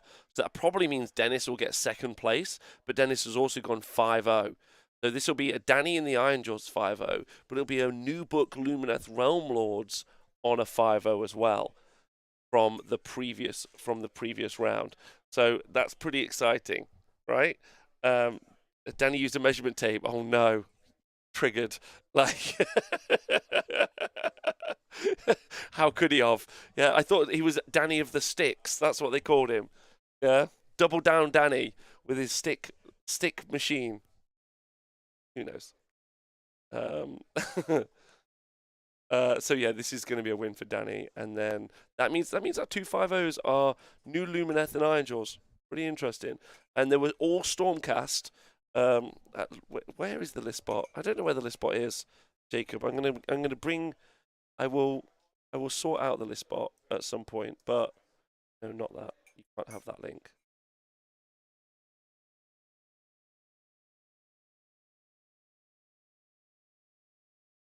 1 second. If it's 70 Sentinels, I'm going to stick it in my mouth. No, it wasn't. It wasn't 70 Sentinels. It was, for anyone who's keeping track, I will. It was. I'll send you the list. I'll put the list in the chat. Give me moments. Give me moments, chat, to do my job. They don't have individual links. They're using something called Exen, which is how you do the lists. So, put that in the link. There you go. That's the link. That's the list for everyone who wants it in the chat. I've put the list in the chat for everyone. Those 4 game store. Yes, I need to put that as a URL as well, Jacob. Loads to do, but we got this working, and we ran an event at the arena at the same time this weekend. We have a result, ladies and gentlemen. What was it? Oh my goodness. 27-17 to Danny. A big handshake there on the table. A congratulations to Danny. I'm pretty certain that means either him or Dennis are our 2 5-0s from Lord of the Mounds 6. This is thrilling stuff. This means we've had a great day of gaming. This is really fun. Liara, I don't know if Danny would want to do an interview with you, if you want to try and interview the guys again. Okay, perfect. You call me in on the laptop when you're ready, and then we'll sort that out, basically. Oh, wow. Okay, chat. Hello, everyone. Welcome back. This is me in my Slapchop merch t-shirt, if anyone's interested. What a sellout. Yeah, so hello, everyone. Welcome to the show. What a thrilling day from Lord of the Mounds. Really, really fun. And just the start of Objective Zone and what we're going to see in the future. Was the win a big enough margin to stay ahead of Dennis for the win? It was, Jacob. It was. Read the table correct. Yes. So congratulations to Danny, and congratulations to Dennis, who we saw in round 1, and that's a VOD already on the Twitch, and it's also on YouTube as well, so you can go back and watch it. Great game, loved it. It was really, really fun. So I hope you all enjoyed it as well. Hopefully you're going to get an interview with the players in a moment. But yeah, just the start of Objective Zone now. Like our first time we've done it, tested it all. It worked for a day. The only way you can test it is to do it. So it worked for a day. Everything was working.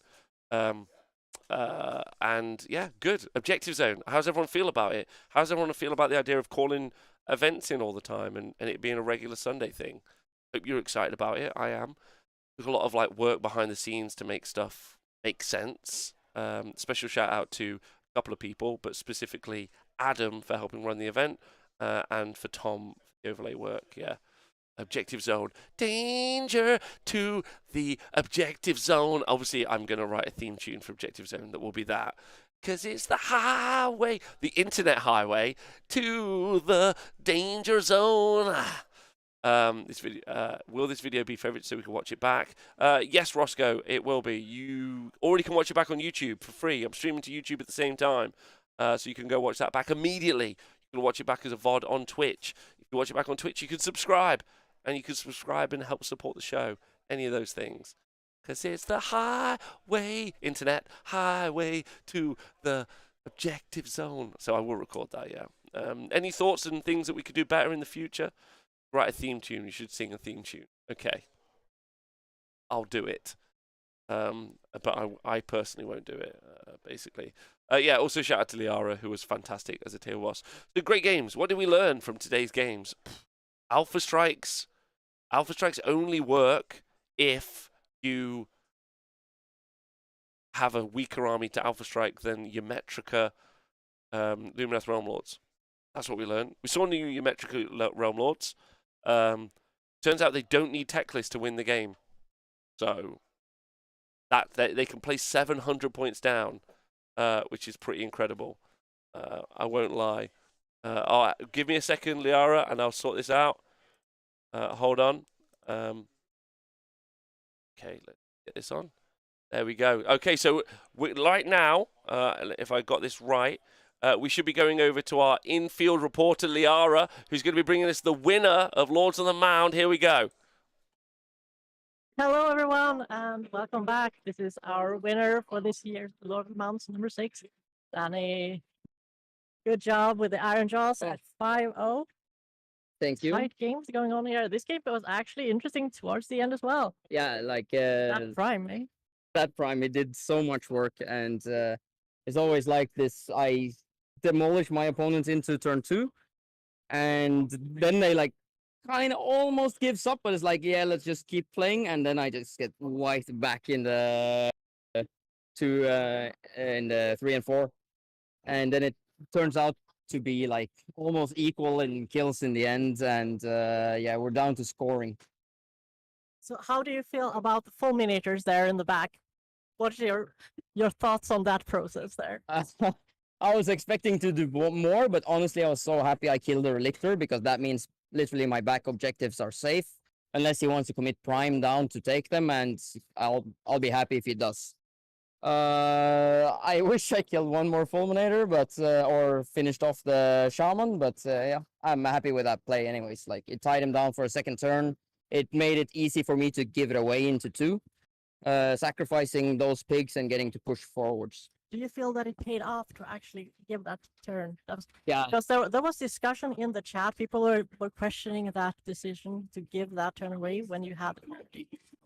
So the problem is, even if I took the turn, my my pigs on the right side, my pigs closest to the woods were within 12 of his archers, which my Mokersha spectacularly failed to kill. So I wouldn't have mighty So I wouldn't have mighty destroyers for them anyway. So they wouldn't have made it into anything else than his screens.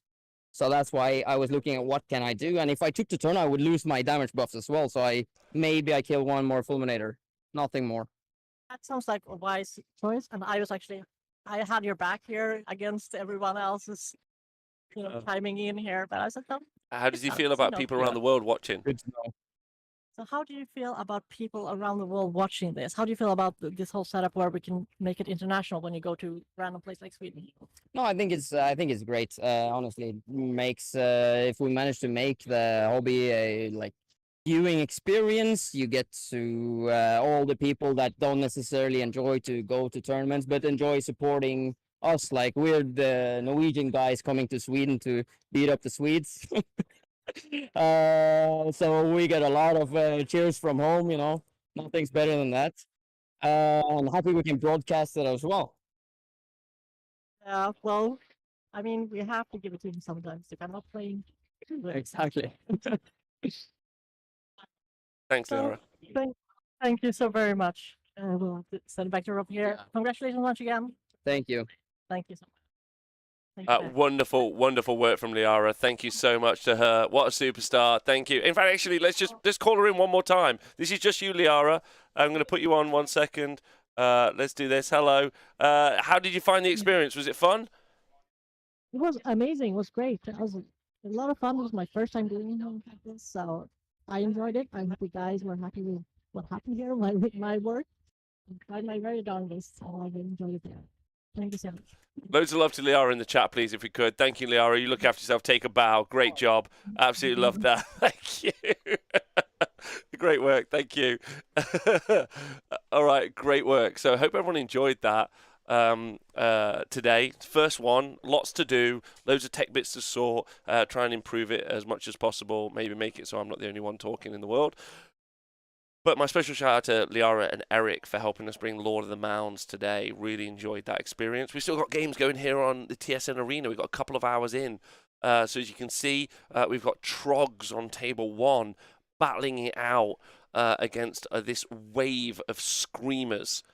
A wave of Screamers, 39 Screamers. Table 2, we've got a bunch of Hex Wraiths, 35 of them of all things, against some Karajan Overlords. What can boats do against ghosts? On table 2, we've got some Fire Slayers going up against Idneth Deepkin. But unfortunately, we don't have the overlays working here, so we're not going to bring in these games today. And in a final kind of bit from today, I've just heard that Reign of Stars being ran by Owen Jackson at his event over in Bedfordshire. It's not there. It's somewhere in England that I don't remember. But he's just gone 5-0. So anyone who's a fan of the Reign of Stars list, the very last outing for the Reign of Stars list has just gone 5-0. It's true. It was Owen Jackson's own event, but he's done it. He smashed it 5-0 with Reign of Stars, and brilliant. So yeah, that's going to be it for today. I hope you've enjoyed it. I've loved hanging out. There's even an event in America. So in the future, I'm going to try my hardest to make it so that we call in events even later on in the day, because they're just events that are happening just now. We've got the Kansas City Open is just opening. The Kansas City Opening is just happening. In fact, actually, let me just see if I can get an update after round one. I don't think round one's over yet. If we just take a moment to look, no, round one isn't over. But in pole position is Tom Guan and Sean Clark from the Detroit Warhammer Club. He's also, and one of the Team America players. In fact, both Team America players are both first and second. Gavin, I feel like he's won his third game as well, running Daughters of Cain. Cameron Allen, Daughters of Cain. In fact, actually, 1, 2, 3 of the top 4 are all Daughters of Cain. Joe Cryer, Disciples of Zinj, with a terrible list. Love the boy, but terrible list. In 5th place, Jared Brown, he's up there as well. Emma Mangles with Nurgle also. So, yeah, loads to play for. But that's going to carry on for the next few hours because they're at GMT -5. So that, yeah, boo Nurgle, I agree. So still loads of games. And obviously we'll cover it all on the Stats Center tomorrow. Hope you've enjoyed it. If you want to support the show, support the show. And if not, then that's fine. Hope you had a lovely day. I'm off. My love to you all. See you soon. If you did like the Objective Zone, tell your friends. And then I'll see you next Sunday. If we can organise one. Find out on Monday if we can organise one. See you soon. Thanks very much. Goodbye.